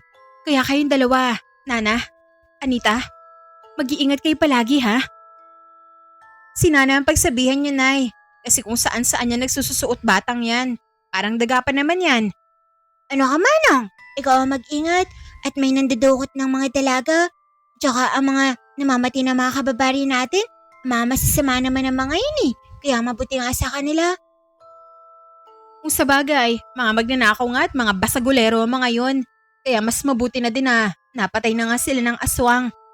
Basta, kayong dalawa mag-iingat kayo palagi Tumango naman ang dalawa at pagkatapos mag-almusal ay nagpatawag na ng karpentero si Narda. Samantalang, umalis naman si Anita para kumuha ng mga requirements nito para makapasok na sa susunod na pasukan. At si Nana naman ay pumunta sa tindahan ni Aling Ising. Aling Ising, may kasalanan po kayo sa akin Chismosa niyo pala. Anong chismosa At ano naman ang kasalanan ko sa'yo? Aber. Pinagsabi niyo sa iba na may nakita akong ginto Kaya dumagsa ang tao sa patay na sapa kahapon. Hindi ko pinagsabi Ang kaso'y narinig pala ni Marites ang usapan natin. Patungkol sa ginto. Kaya ayon, pinagkalat ng bruha. Kaya marami nakaalam. Pero wala namang ginto roon. Sigurado ka bang doon mo yung nakita Nana? Baka niloloko mo lang ako kahapon. Bakit ko naman sasabihin sa inyo ang totoo, Aling Ising? Hindi naman po tayo close. Sinasabi ko na nga ba, hindi mo sinabi sa akin ng totoo. Bueno, mabuti nga yun. Napaya ang Marites na yon. Gahaman kasi. Nakarinig lang ng ginto, nagkukumahog na kaagad. Kayo din naman po, Aling Ising. Ganon din. Kunwari pa kayo dyan. Tingnan ko lang kung totoo may ginto roon. Huwag niyo na po akong balahin, Aling Ising. Kilala ko na po kayo. Mukha po talaga kayong pera. Ano mukhang pera ka dyan? Pero sandali lang. Nabalitaan mo na ba ang mga natagpo ang patay sa mga bakanting lote Nana? Apo, sila Mang Badong at ang mga kasama niya po, na mga masasamang tao, mabuti nga sa kanila, napatay sila ng aswang. Tama ka nga dyan. Habang nag-uusap naman ang dalawa, ay dumaan si Digna at tumingin ito ng masama kay Nana. Aling Ising, tinitingnan po kayo ng masama ni Aling Digna Napapangitan po yata sa inyo. Hoy Digna anong tinitingin-tingin mo ng masama sa akin? May problema ka ba? Tumahimik ka nga dyan tanda. Hindi ka man tinitingnan ko ng masama, kundi ang batang yan. Bakit mo naman ako tinitingnan ng masama? Naiinggit ka ba sa akin at kita ko? At ikaw ay pangit ka? At sinong pangit? Namumuro ka na sa akin bata ka Baka hindi ako makapagpigil. At anong gagawin mo sa bata Digna Subukan mong galawan nitong si Nana Ako makakalaban mong babae ka Ayun, patulan niyo po Aling Ising. Pangit? Laban sa pangit? Anong pangit ka dyan? Pinagtatanggol na nga kita Nilait mo pa ako. May araw ka din sa akin bata ka. Pati na din ikaw Aling Ising. Kumanda ka sa akin. Huwag mo akong tinatakot, Digna. Hindi kita aatrasan. Lumakad na si Digna papalayo kay Aling Ising at Nana nang nakasimangot. Pero lingid sa kaalaman nito, ay naamoy na ni Nana ang amoy ni Mang Kaloy sa kanya, pati na ang mga napatay na mga lalaki. May kinalaman ka nga talaga sa pagkawala ni Mang Kaloy ah. Manda ka sa akin. Matapos makapagmerienda si Nana sa tindahan ni Aling Ising, ay nagpaalam na ito sa matanda para umalis. Aling Ising, aalis na ako. Salamat sa merienda. Nabusog po ako. Sige na, umuwi ka na. Huwag ka na munang gagala. Nakita mo naman na nangyari sa mga kababaryan natin. Apo, sige po. Lumakad nga si Nana at pumunta sa bahay ni Mang Kaloy at wala pa rin doon ang matanda. Mukhang may nangyari nga masama kay Mang Kaloy. Dito na niya naalala mga sinabi nito sa kanya nung huli silang mag-usap. Kaya dito ay tinawag ni Nana ang alagang daga. Dodi, lumapit ka sa akin. Kailangan ko ng tulong mo. Agad namang lumitaw ang alagang daga ni Nana. Dodi, hanapin mo kung saan nakalagay ang baol na sinabi sa akin ng Mang Kaloy. Ang sabi niya, nakalibing lang yun sa likod ng bahay sa ilalim ng puno ng santol. Agad namang hinanap ito ng daga at nang malaman kung saan nakabaw ng baol, ay agad niya itong hinukay at nagpatulong pa ito sa mga dagang bahay. Kaya mabilis ang naging pag-ukay nila at nakita na ni Nana ang baol na nakabalot pa sa supot para hindi ito mabasa ng tubig. Eto ng baol ni Mang Kaloy, ano kayang laman nito? Agad na kinuha yun ni Nana at kinuha ang nakabalot na supot at binuksan niya ito. Unang bumungad sa kanya ang mga papeles sa titulo ng lupa na nakabalot din sa supot. Ang dami namang papeles si Mang Kaloy. Kinuha yun ni Nana at itinabi muna. At dito ay may nakita itong isang punyal na nakasilid sa kaluban nito at isang maitim na libreta. Kasunod noon ay ang isang ordinaryong notebook lamang. Unang kinuha ni Nana ang punyal at hinugot ito sa kaluban. Natuwa ito nang makita na makinang yun at matalas.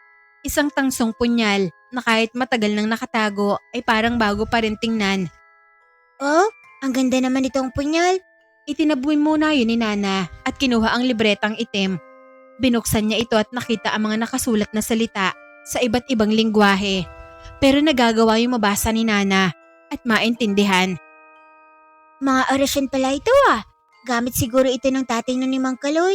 Teka, ano naman itong notebook? Kinuha at binasa din ni Nana ang nakasulat sa notebook at sulat kamayon ni Mang Kaloy.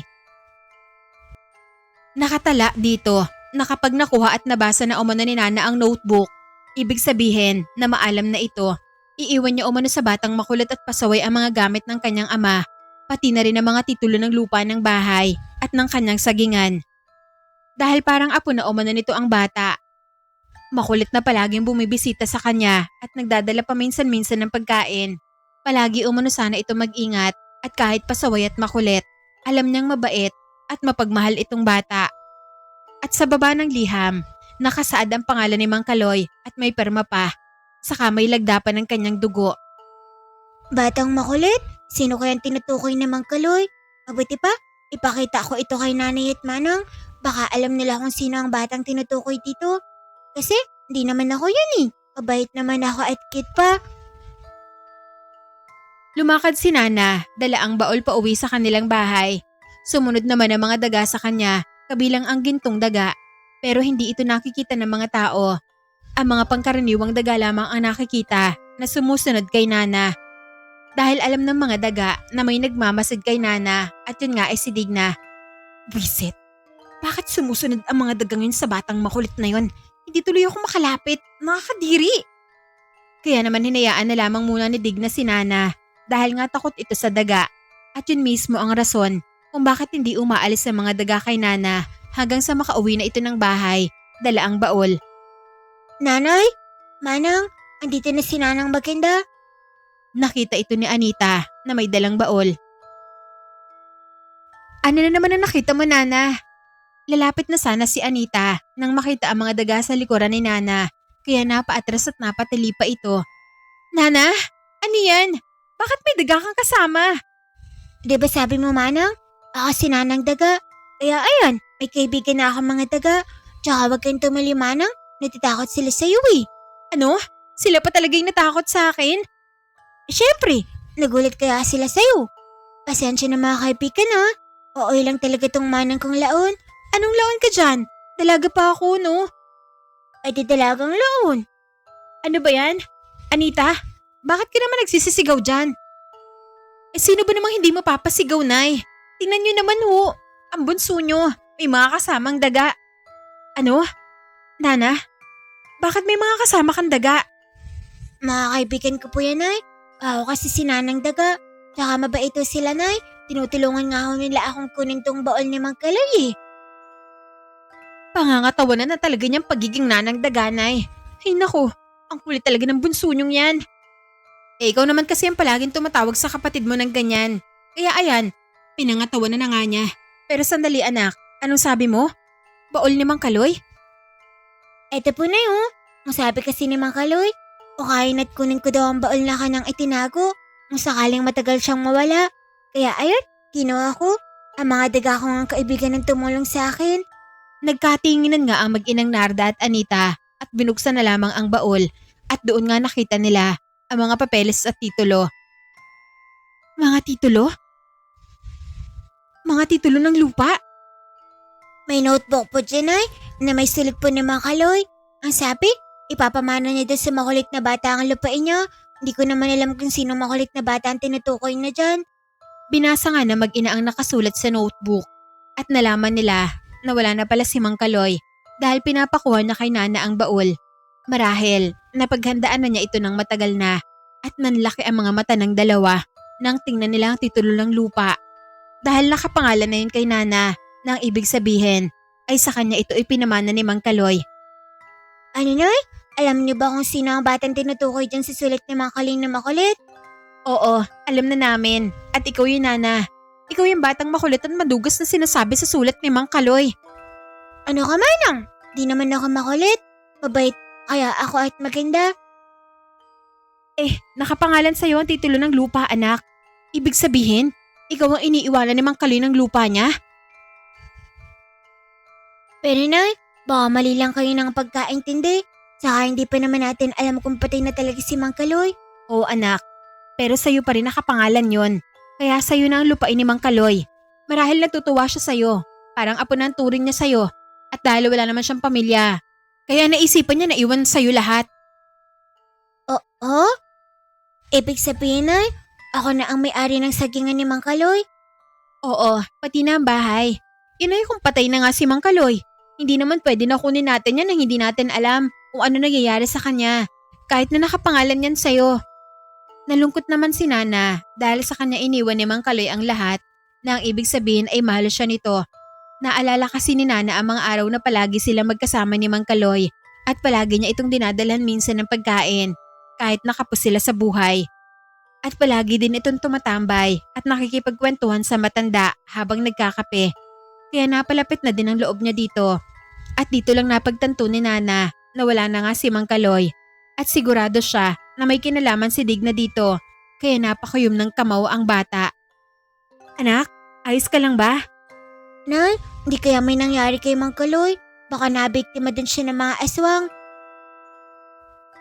Hindi natin alam anak, pero sana'y wag naman. Tinago na lamang ni Narda ang mga papeles. Samantala, itinabi ni Nana ang punyal at ang libreta. Kaya hindi ito nakita ni Narda. Pero napansin naman ito ni Anita nang papalayo na si Nana sa kanila. Nay, tinan niyo ho, may nakaumbok sa likuran ni Nana ho. Ano na naman kaya ang tinatago ng makulit na yon? Kung ano man yon. Huwag mo nang alamin, may nakasunod na mga daga sa kapatid mo. Oo nga ho eh.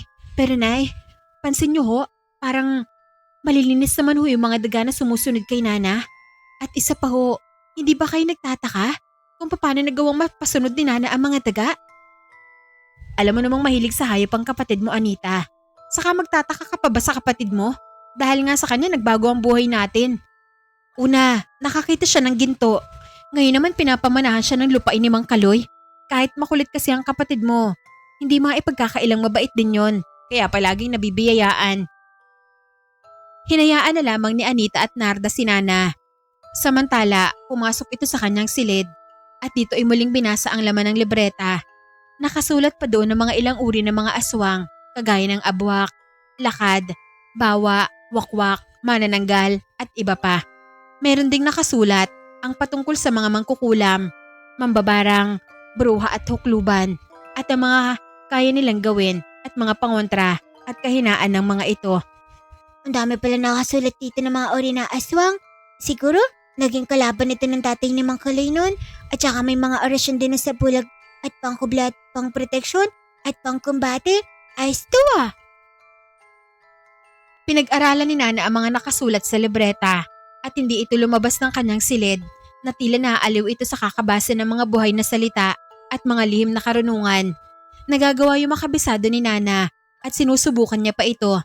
Nagagawa niya naman ito ng maayos kahit walang karga ang katawan nito dahil na din sa taglay nitong bertud. Ayos, magagamit ko to. Nakasaad sa libreta. Mamaya, susubukan ko ito kay Aling Digna. Alam ko may kinalaman ito sa pagkawala ni Mang Kaloy, kaya humanda talaga siya sa akin. Matapos mapag-aralan, ay tinago muna ni Nana ang libreta at ang punyal nang tawagin na ito ng kanyang manang para kumain. Nana, kumain na tayo. Ano bang ginagawa mo dyan? Wala manang, lalabas na po. Lumabas na nga si Nana, nangingisi-ngisi pa. Damang-tama, nagugutom na si Nanang Maganda. Nanang maganda, baka nanang gala ka mo. Ano ka manang? Babait nga ako eh. Hindi na nga ako gumagala. May aswang. Oo nga pala, mabuti naman. Kumain na nga silang tatlo at tuwang-tuwa si Nana dahil masarap ang ulam nila. Oh, lechon kawali. Masarap to ah. Sige lang anak, kumain ka ng marami para mabilis kang lumaki. Siya nga pala, Nay. Babalik ko ako kay Aling Rosa bukas ha. Magpapaalam mo ako sa kanya. Natitigil na ako sa pagtatrabaho. Mag-aaral na ako. O anak, sige. Magpaalam ka ng maayos sa kanya. Babait naman yung si Aling Rosa. Oo nga hunay eh. Matapos makapaghapunan ay nagpahinga na sila. Samantalang, hindi naman natulog si Nana at inaantay niya lamang na makatulog ang manang at nanay nito bago ito lumabas ng bahay. Nang maramdaman nga niya na tulog na ang dalawa, ay lumabas na ito ng kanyang silid hanggang sa makalabas na ito ng kanilang bahay at dito niya nga tinawag ang kanyang alagang daga. Doti, samahan mo ako. Punta natin ang bahay ni Dignang Pangit. Kailangan na malaman ko kung may kinalaman siya sa pagkawala ni Mang Kaloy. Bago lumakad si Nana ay sinukbit na niya ang tansong punyal at inilabas ang kanyang bertud at nag-orasyon. Bertud na aking taglay. Ikubli mo ako sa aking mga kaaway. Nagliwanag ang bertud ni Nana na siyang nagpalakas sa taglay na sa bulag ng kanyang bertud kaya nakatago ang kanyang presensya at amoy. Ayos, hindi na ako mahahalata nito kahit aswang pa. Tara ni Doti. Lumakad na nga si Nana at tinungo ang bahay ni Digna at pagdating niya roon ay patay ang ilaw pero nagagawa niyang maamoy ang mga ito. Hindi lang pala si Aling Digna ang nandun. May kasama pa pala ito. Ang babaho naman ang amoy nila. Lumapit si Nana dahil may sabulag naman ito. Sumilip siya sa butas. Nakita niya si Digna. Kausap ang dalawang may edad na rin. Nay, Tay, tulungan niyo ako. Hindi dapat akong maunahan ni Rosa na dalhin si Anita kay Marcela. Kailangan na ako ang makapagdala kay Anita kay Marcela. Nagwika naman ang matandang lalaki na ama pala ni Digna na sige umano. At tutulong sila. Basta umano ay ibigay sa kanila ang batang kapatid nito dahil matagal na umano silang hindi nakakatikim ng bata. Walang problema, Tay. Naiinis din naman ako sa makulit na batang yun. Palagi na lang may kakampi. Pero ngayon, wala na ang matandang si Kaloy. Wala nang poprotekta sa makulit na batang yun. Sige anak, kailan mo babalak dukutin si Anita? Kailangan na ngayong gabi na siguro. Balak na siyang dalhin ni Rosa kay Marcela. Bukas o sa makalawa. Tuso din na aswang si Rosa. Akala mo'y sinong mabait. Pero mas masahol pa yun sa atin. Isa yung kubuot. Oo, ngayong gabi ko din planong dukutin ng Anitang yun. Kaya nga ako humingi ng tulong sa inyo. Magaling kayo sa palipad hangin para walang makapansin. Narinig naman ni Nana ang pinag-uusapan ng pamilyang aswang. Balak niyo palang dukutin ng manang ko ha. Tsaka nagpapanggap lang pala na mabait si Aling Rosa. Pero may balak pala siyang masama kay Manang Anita. Tama nga ako, may nangyayari nga kay Mang Kaloy. Naghanda na nga si Nana at inutusan ng kanyang alagang daga. Dali Doti, tawagin mo ang mga barkada mong daga. Sigurin niyo mga pangit na yan. Tinawag nga ng engkantong daga na tinawag na Dagray ang mga dagang bahay at nagulat pa si Nana dahil napakarami nun. Ayun, marami ka palang tropa daw ha. Dali, sigurin niyo sila. Pinasok nga ng daga ang loob ng bahay ni Digna. Sige, sigurin niyo. Ngayon, hindi lang mga damit ang siraan niyo. Kugutin niyo din ang mga aswang na mga yan. Nagulat si Digna at ang mga magulang nito nang sumugod ang maraming mga daga at pinagdadambahan sila nito at kinagat-kagat. Aray, saan ba galing ang mga dagang to? Nagkukumahog ang mga ito na lumabas ng bahay dahil pinagtutulungan na sila ng mga daga. Nakalabas nga ang mga ito pero sugatan at marami na silang mga kagat. Narinig naman nila ang tawag ng batang si Nana na hindi nila napansin na andun pala. Ikaw? Paano ka nakarating dito nang hindi namin napapansin? Tsaka paano mo napapasunod ang mga dagang yan? Ako si Nanang Daga at ako rin ang tatapos sa inyo. May balak pala kayong biktimahin ng manang ko Hindi ko kayo babayaan. Ang tapang mo naman na sumugod dito. Gayong mag-isa ka lang at bata ka pa. Hindi ako mag-isa. Marami akong kasama. Masakit ba ang mga kagat nila? Hindi ka pala pangkaraniwang bata. May kakayahan ka pala. Oo, at gagamitin ko ang kakayahan ko para tapusin kayo. Umanda ka sa pang-alipustamas sa nanay ko. At ang pagpatay mo kay Mang Kaloy. Lahat yun, pagbabayaran mo Dignang pangit. Kung sa mga kaibigan mong daga ka lang umaasa, lagot ka sa amin. Nay, tay, sabay-sabay tayo. Naghanda ang tatlo para sugurin si Nana. Pero mabilis na hinugot ni Nana ang kanyang tansong punyal at nag-orasyon. Punyal ni Nana sa kamay ko. Magliwanag ka. Sisilaw sa kampanang dilim ang punyal kong nagniningning. Nagliwanag ang punyal ni Nana na sumilaw kina Digna. Kaya hindi sila nakagalaw. At dito na inutusan ni Nana mga kaibigan niyang daga. Dali mga kaibigan, daga ni Nana, sigurin sila.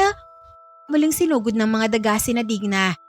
At dahil nasisilaw sila at hindi makakita, ay wala silang magawa at napapahiyaw na lamang sa sakit dahil sa mga kagat ng mga dagang dumadambay sa kanila. Katapusin na ng kasamaan mo, Aling Digna. Sinugod ni Nana si Digna at tinaga sila ng hawak nitong punyal. At dito ay napapahiyaw na lamang ang mga ito sa sakit. Kahit mag-isa at bata pa ay walang nagawa ang tatlong aswang kay Nana.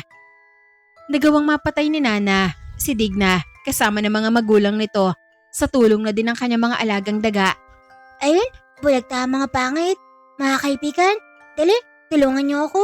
Dalhin niyo siya sa loob ng bahay at sunugin natin. Pinagtulungan nga ng maraming daga ang bangkay ng mga aswang at pinasok sa loob ng bahay. At dito ay binuhusan ni Nana ng gaas sa mga katawan nito at sinindihan at mabilis na lumabas ng bahay. Dahil sa sunog ay nagising pa ang ilan nilang mga kababaryo at nang malaman na bahay ni Digna ang nasusunog ay walang lumapit para apulahin ng apoy. Hindi alam ng mga kababaryo nila Nana na aswang sila Digna kaya hindi ang mga ito tumulong. Kundi ang isang rason nila ay masama ugali nito kaya naman ni isa ay walang tumulong at hinayaan na lamang na matupok ng apoy ang bahay nito. Matapos yon, umuwi na si Nana at pumasok sa kanilang bahay at dumiretso sa kanyang silid at natulog na tila ba wala man lang nangyari. Kinabukasan, gumising itong nakangisi pa at lumapit sa kanyang nanay at manang. Magandang umaga sa nanay kong maganda at sa manang kong maldita. Anong maldita? Ikaw nga ang maldita sa atin dalawa eh. Magandang umaga anak, mukhang napasarap ang tulog mo ah. Apo nay, napagod ako eh. Ha? Napagod ka? Napagod siguro kakagala, Nay. Sige na, umupo ka na dyan. Ipagtitimpla kita ng kape. Sige po nay, salamat po. Ipinagtimpla na nga ng kape ni Narda ang bunsong anak na si Nana. At habang nagkakape ang tatlo, ay sinabihan nila ito patungkol sa nangyari sa bahay ni Digna. Alam mo ba Nana, nasunog kagabi ang bahay ni Aling Digna. Wala daw tumulong sa kanila. Kaya ayun, kasama silang nasunog ng nanay at tatay niya sa loob ng bahay nila. At talaga manang? Oo, marami nga nakakita pero walang may lumapit para apulahin ng apoy. Masama kasi ang mga ugali eh. Kaya ayan, wala man lang tumulong sa kanila. Ganyan ang nangyayari mga anak pag marami kang kaaway. Pag kailangan mo ng tulong, walang tutulong sa'yo. Karma na sa kanila yun nay. Mabuti nga, siningil na sila siguro ng mga ginagawa nilang hindi maganda. Tama ka, karma na nga sa kanila yun Nana. Tama na nga yan, huwag na natin pag-usapan sila Digna. Namatay na din naman sila sa sunog. Hindi din kasi maganda na pag-usapan pa. at sisihin ang nangyari sa kanila. Sige ho, Nay, pero aalis na ho ako ngayon, Nay ah. Pupunta na ho ako kay Aling Rosa. O sige anak, mag-iingat ka. Oho, babalik din naman ho ako kaagad. Magpapaalam lang ho ako sa kanya ng maayos. Manong, sasama ka sa'yo. Ano? Sasama ka? Wag na, babalik lang naman ako kaagad eh. Gusto kong sumama, Manong. Baring na ako dito sa baryo natin. Kaya gusto ko namang pumunta ng bayan. Sige na, isama mo na yung kapatid mo Anita. O sige na nga, pero wag kang makulit dun ha. Apo, Manong. Magbabait po ako. Maligo ka ha. Huwag mong isama mga alaga mong mga daga. Matapos mag-agahan ay naligo na nga si Nana para sumama kay Anita sa pagpunta sa pwesto ni Aling Rosa. Narinig niya kasi kina Digna na aswang din si Rosa. Kaya gusto niyang makasigurado na ligtas ang kanyang nakakatandang kapatid. Matapos makapag-ayos ay nagpaalam na ang dalawa sa kanilang ina para lumakad na. Habang naglalakad ang dalawa, nakasabay nila si Aling Ising na papunta din pala ng bayan. Aling Ising, magandang umaga po. Hindi po kayo nagbukas ng tindahan nyo? Nalugi na po ba kayo? Anong nalugi ka dyan? Hindi ba pwedeng may pupuntahan lang ako sa bayan? Sabay na ho kayo sa amin ni Nana Aling Ising. Pupunta din kasi kami sa bayan. Magpapaalam ako sa pinapasukan ko. Titigil na ho kasi ako sa pagtatrabaho. Mag-aaral lang po ako sa pasukan. Aba, ay mabuti naman kung ganun Anita. Saan po ba kayo pupunta, Aling Ising? Kukuha ng pensyon ko. Bibili na din ang laman ng tindahan ko. Oo nga po, wala nang laman yung tindahan nyo, Aling Ising. Hindi kayo marunong magnegosyo eh. Anong hindi marunong magnegosyo ka dyan? Ang sabihin mo, puro na lang utang. Tapos dumagdag ka pa na panay merienda ng libre. Tapos dumagdag ka pa na panay merienda ng libre dun sa tindahan ko. Ano ka, Aling Ising? Kayo nagsabi na libre merienda ako sa inyo at tinulungan ko po kayo na hindi masunog ang bahay nyo. Oo nga, pero hindi ko naman sinabi na umaga hanggang hapon ka magmemerienda doon.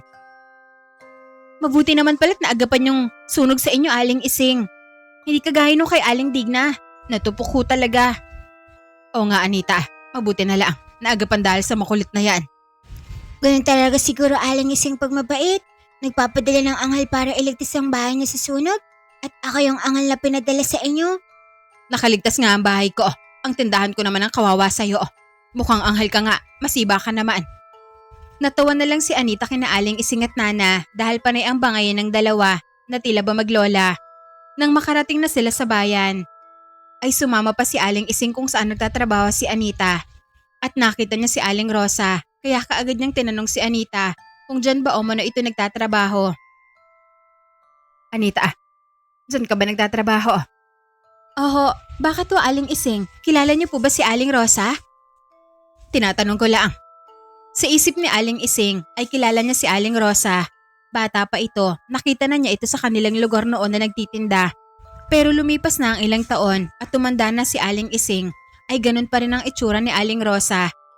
Nagbago ang pananamit nito at buhok pero siya pa rin ito at hindi siya pwedeng magkamali dahil sa peklat nito sa kanyang leeg na nakita din noon ni Aling Ising noong bata pa ito. Hindi din nakaligtas yun kay Nana dahil nakita niya ang reaksyon ni Aling Ising kaya lalo itong nagduda. At dito nga ay nakumpirma ni Nana na aswang ito nang palihim itong nagbanggit ng pambasag ng sabulag. Kaya naman nawala ang sabulag ni Aling Rosa at naamoy na niya ito. Tama nga ako, aswang nga si Aling Rosa talaga. Nagkunwari ito na walang alam at ganon din si Ising. At lumapit sila dito na ipinakalala naman sila ni Anita kay Aling Rosa. Aling Rosa, ang kapatid ko ho, si Nana. At ang kababari namin ho na si Aling Ising. Bumati ito kay Nana at kay Aling Ising. At tiningnan pa niya si Aling Ising na parang namumukhaan nito yon. Pero biglang gumawa ng paraan si Nana. Kaya nabaling ang atensyon ni Aling Rosa sa iba. May bibili po Aling Rosa oh. Ay, wala pala. Akala ko, bibili. Nakakatuwa ka namang bata ka. Aling Rosa? Siya nga ho pala. Kaya ako nandito. Magpapaalam mo sana ako. Titigil na ako sa pagtatrabaho at mag-aaral na ho ako. Ganon ba? Mabuti naman kung ganon Anita. Natutuwa akong marinig yan. At dahil dyan, iimbitahan sana kita. Kaarawan ko kasi ngayon. Kumain tayo sa bahay ko. Ganon ho ba? Kasi hindi ho ako nakapagpaalam sa nanay ko. Mamayang hapon pa naman yon. May oras pa kayo. Isama mo na din itong kapatid mo at kababaryo mo para may kasama ka. Talaga ho? Sige ho, Aling Rosa. Maraming salamat talaga ho. Marami pong salamat, Aling Rosa. Ang bait niyo po pala talaga, kagaya ng sabi ng manang ko. Ganun ba? Hindi naman ako ganun kabait. Basta mamaya, sumama ka sa manang mo. Maraming pagkain doon. Apo, sige po. Matapos yun ay nagpaalam na ang magkapatid para umuwi at sabihan ng kanilang nanay Narda. Pumayag naman ito dahil nga sa pagkakaalam niya ay mabait naman si Aling Rosa. Pero hindi niya alam ay patibong lamang ang lahat at balak nitong biktimahin si Anita at si Nana. Pero alamay ni Nana kaya dala ang maliit na bag na may lamang punyal, asin at bawang na tinakpan nga ng damit at ginamitan ng orasyon para hindi malaman at maamoy ni Aling Rosa. Kaya naman muling bumalik ang magkapatid sa pwesto ni Aling Rosa at muling sumama sa kanila si Aling Ising na may dalading mga pangontra. Hindi niya kasi masabi sa magkapatid na aswang si Rosa dahil hindi naman maniniwala ang dalawa sa kanya dahil alam ng mga ito na mabait ang matanda. Isa pa, hindi niya naman pwedeng pabayaan na lamang sila Nana at Anita kaya nagpa siya itong nang sumama sa mga ito. Pagkakita ni Aling Rosa sa tatlo ay napangiti ito. Kaya naman nagsara na ito ng pwesto at lumakad papunta sa bahay nito na siyang pinagkulungan pala ng huklubang si Marcela. At dahil medyo malayo at liblib na ang lugar ay inabot na sila ng takip silim at dito na kinabahan si Aling Ising. Ang layo naman pala ng lugar niyo. Mabuti pa. Umuwi na lang tayo, Anita. Ana. Ho? Andito na ho tayo, Aling Ising eh. Aling Rosa? Malayo pa ho ba? Liblib na ho yata to eh. Malapit na. Ando na, Anita. Pasensya na. Hindi ko nasabi sa inyo na liblib tong bahay ko. Minana ko pa kasi sa mga magulang ko. Kaya naman hindi ko maiwan-iwan. Ayos lang po yun, Aling Rosa. Reklamador lang talaga po itong si Aling Ising. Anong reklamador ka dyan? Palibhasa, hindi nyo alam ang pangalip na nag-aantay sa inyo. Wika ni Aling Ising. Alam din naman ni Nana na may planong masama si Aling Rosa pero nagkukunwari lang ito para isipin na ordinaryong bata lamang ito. Pero sa paglalakad pala nila ay nagiiwan si Nana ng pagkain na siyang sinusundan naman ng kanyang mga alagang daga. Aling Rosa, kayo lang po ba ang nakatira sa bahay niyo? Kasama ko ang anak ko. Ando nag-aantay. May anak pala kayo, Aling Rosa? Hindi niyo po naikwento sa akin yun ah. Pasensya na, Anita. Hindi naman kasi ako pala kwento talaga. Lumakad pa sila hanggang sa marating na nila ang lugar. Nagulat pa ang tatlo dahil malaking bahay yon. Andito na tayo. Pumasok na kayo. Hindi pa man nakakapasok ay ramdam na ni Nana ang masamang presensya at alam nang may malakas na kalaban. Hindi pa man nakakapasok ay ramdam na ni Nana ang masamang presensya at alam nang may malakas na kalaban na nakatira sa lugar. Nang makapasok na sila sa loob ng bahay, ay nakita na nila si Marcela na bumati pa sa kanila. Magandang pagdating sa inyo. Siya ho ba ang anak niyo, Aling Rosa? Ang ganda niya naman ho. Parang hindi naman po kayo magkamukha, Aling Rosa. Ang ganda ng anak niyo, tapos kayo'y pangit. Nana, ang bibig mo. Nagsasabi lang naman po ako ng totoo, Manang. Bakit si Aling Rosa, mas pangit pa nga siya kay Aling Ising eh. Bakit pati ako? Nasali Nana ah. Nakakatuwa ka namang bata ka. Hali kayo, maupo na kayo. Nakahanda na ang pagkain. Pumasok sila at nakita ang maraming handa. May lechong baboy, crispy pata, sugpo at iba pa. Kaya maging si Aling Ising ay nawala ang pagdududa nang makita mga pagkain. Wow, ang dami namang pagkain. Tapos kami lang ang bisita niyo, Aling Rosa? Hindi naman kasi ako pala kaibigan na Nita ah. Kaya kayo lang talagang iniimbita ko. Nay, paupuin niyo na ho sila para makakain na ho. Naupo na nga ang tatlo sa mahabang mesa at kumuha sila ng pagkain nila. Kainin niyo lahat ng gusto niyo ha, huwag kayong mahihiya. Maraming salamat, Marcela. Nang makakuha ng pagkain ng tatlo ay palihim na dumukot si Nana ng kalamansi sa bulsa nito at mabilis na hiniwa ng kutsilyo at ipinatak sa pagkain. Masarap to pag may kalamansi, Manang. Eto, patakan mo. Wag! Pero nagawa ng mapatakan ni Nana ng kalamansi ang pagkain. Kaya bigla itong nangamoy at nangitim na parang bulok na karne. Kaya napaatras si Aling Ising at si Anita. Anong ginawa mo, bata? Sinasabi ka na nga ba eh. Papakainin niyo pa kami ng bulok na karne ha. Tama nga ako. Aswang ka nga, Rosa. Ano? Aswang si Aling Rosa? Apo, Manang, pati na din yung pangit na Marcela. Hindi naman yan anak na Aling Rosa. Magkaiba sila ng amoy. Alam mo, Nana? Apo, alam ko simula pa lang na aswang ng mga yan, Manang. Kaya nga nagdala ako ng mga pangontray. Kahit alam niyo na aswang kami huli na para sa inyo. Hindi na kayo makakaalis ng buhay dito. Ang sama niyo naman Aling Rosa. Pakitang tao lang palang kabutihan niyo. Oo, Anita, dahil para madala kita kay Marcela. Kailangan niya makakain ng berhen para manumbalik ang lakas niya at makatakas siya sa lugar na to. Hindi mangyayari yun dahil pipigilan ko kayo. At paano mo naman gagawin yan? Mga alagad, lumabas na kayo. Lumabas ang mga alagad ni Marcela at Aling Rosa at nasa 5 yon. Patay niyo ang matanda at bata. Iwan sa akin ang dalagang yan. Hindi. Anong gagawin natin? Akong bahala, Manang. Diyan ka lang sa likod ko. Si Aling Ising, matanda na yan. Kaya pwede na yung mamatayan ng mga oras. Anong mamatay ka dyan? Ayoko pang mamatay, Nana. Tsaka nasa panganib na nga tayo. Binibiro mo pa ako. Joke lang po, Aling Ising. Sa likod ko po kayo. Madali ka po. Nilabas ni Nana ang punyal sa bag niya at binigay ang laman ng bag ng mga pangontra kay Anita. Gamitin mo ito, Manang. Sabayan mo ng asin ng lalapit sa'yo. Sige, akin na. Wala ding silbi yan dahil mamamatay na kayong 3 dito. Pwede tingnan natin. Iniangat ni Nana ang punyal niya at nag-orasyon. Punyal ni Nana, magliwanag ka at silawan sila. Nagulat ito nang hindi gumana ang kanyang orasyon at tumawa lamang ang matandang hukluban na si Marcela. Hindi obra dito ang orasyon mong bata ka. Naalala ni Nana ang nabasa niya sa libreta na hindi talaga uubra ang mga orasyon sa lugar ng isang hukluban. Ibig sabihin, isa kang huklubang aswang. Magaling ka pala, pero sayang, hindi ka nalalaki.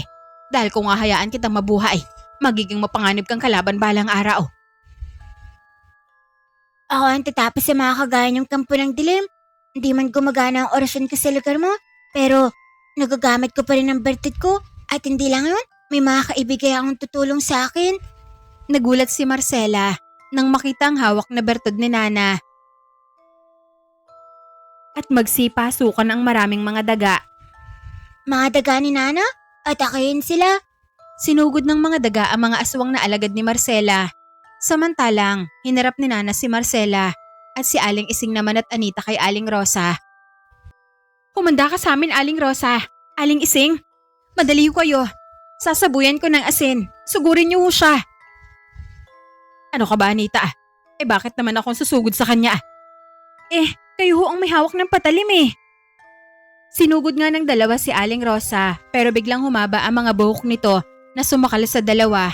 Pero tinulungan naman sila ng mga daga ni Nana at kinagat ang mga buhok nito kaya naputol. Mga buisit na mga daga kayo.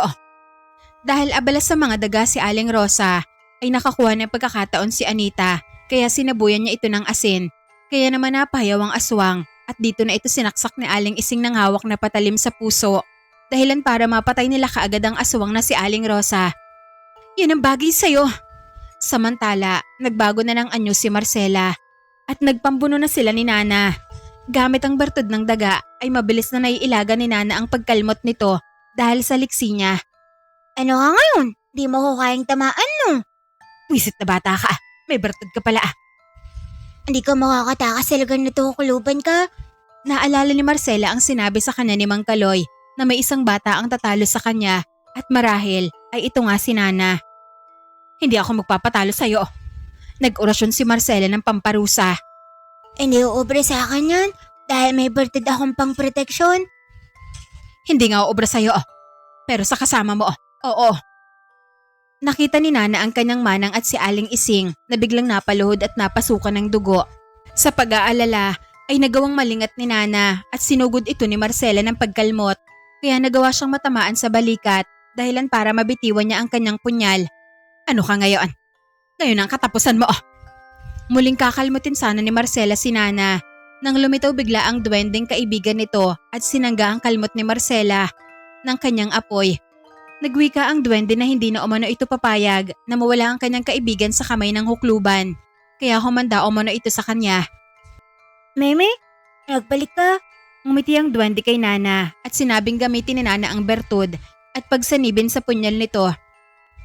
Ngumiti ang duwende kay Nana at sinabing gamitin ni Nana ang bertud at pagsanibin sa punyal nito nang sa ganoon gagana ang orasyon niya rito. Muling susugod sana si Marcela pero inatake siya ng gintong daga na kaibigan ni Nana kaya nagkaroon ng pagkakataon si Nana na damputin ang kanyang punyal at nag-orasyon. Bertud kong taglay, maging isa ng punyal kong hawak. Nagliwanag ang punyal ni Nana at ang bertud at sumanib yun sa punyal ni Nana at maging ang duwende ay sumanib sa punyal nito kaya nagliyab yun at gumaling pa ang sugat nito sa braso. Nagawa niyang pagsanibin ng punyal at ang bertud niya at ang gabay niyang duwende. Umanda ka ngayong hukluban ka, punyal ni Nana, magliyab ka. Tatapos sa kampo ng dilim ang punyal kong nag-aalab sa tilim. Inatake ni Nana si Marcela nang nagliliyab nitong punyal. Habang kinakagat din ito ng mga daga, kaya nagawa siyang tamaan nito at dito ay nagliyab ang katawan ni Marcela at kasunod noon ay ang bahay nito. Kaya naman dali-daling lumabas sila Aling Ising at Anita kasabay ng mga daga sa nasusunog na bahay. Nagawang makaligtas ng 3 sa kamay ng huklubang aswang. Nanatili ang bertud sa punyal ni Nana kaya lalo itong lumakas. Umuwi ang 3 sa kanilang baryo na gutom at pagod at sinabi nila ang nangyari sa kanilang nanay Narda na nagulat naman at namangha sa kanyang bunso dahil nagawa niya makapatay ng isang huklubang aswang na isa sa pinakadelikado at malakas na uri ng aswang. Matapos mapatay ni Nana ang huklubang si Marcela ay gumawa sila ng nicho ni Mang Kaloy at inayos ang bahay nito. Tuluyan ng minana ni Nana ang lupain ng matanda at ang karunungan ng ama nito na isang albularyo. Hindi naglaon ay naging albularya si Nana at naging kilala dahil sa galing at husay nito sa tulong ng gabay niyang duwende at mga engkantong daga. At nakilala pa itong si Nanang Daga dahil sa daga ang katulong nito sa pagpuksa ng mga kampo ng dilim. At dito ko na po tatapusin ang kwento ni Nana. Sana po ay nagustuhan ninyo. Maraming salamat at magandang araw pong muli sa lahat.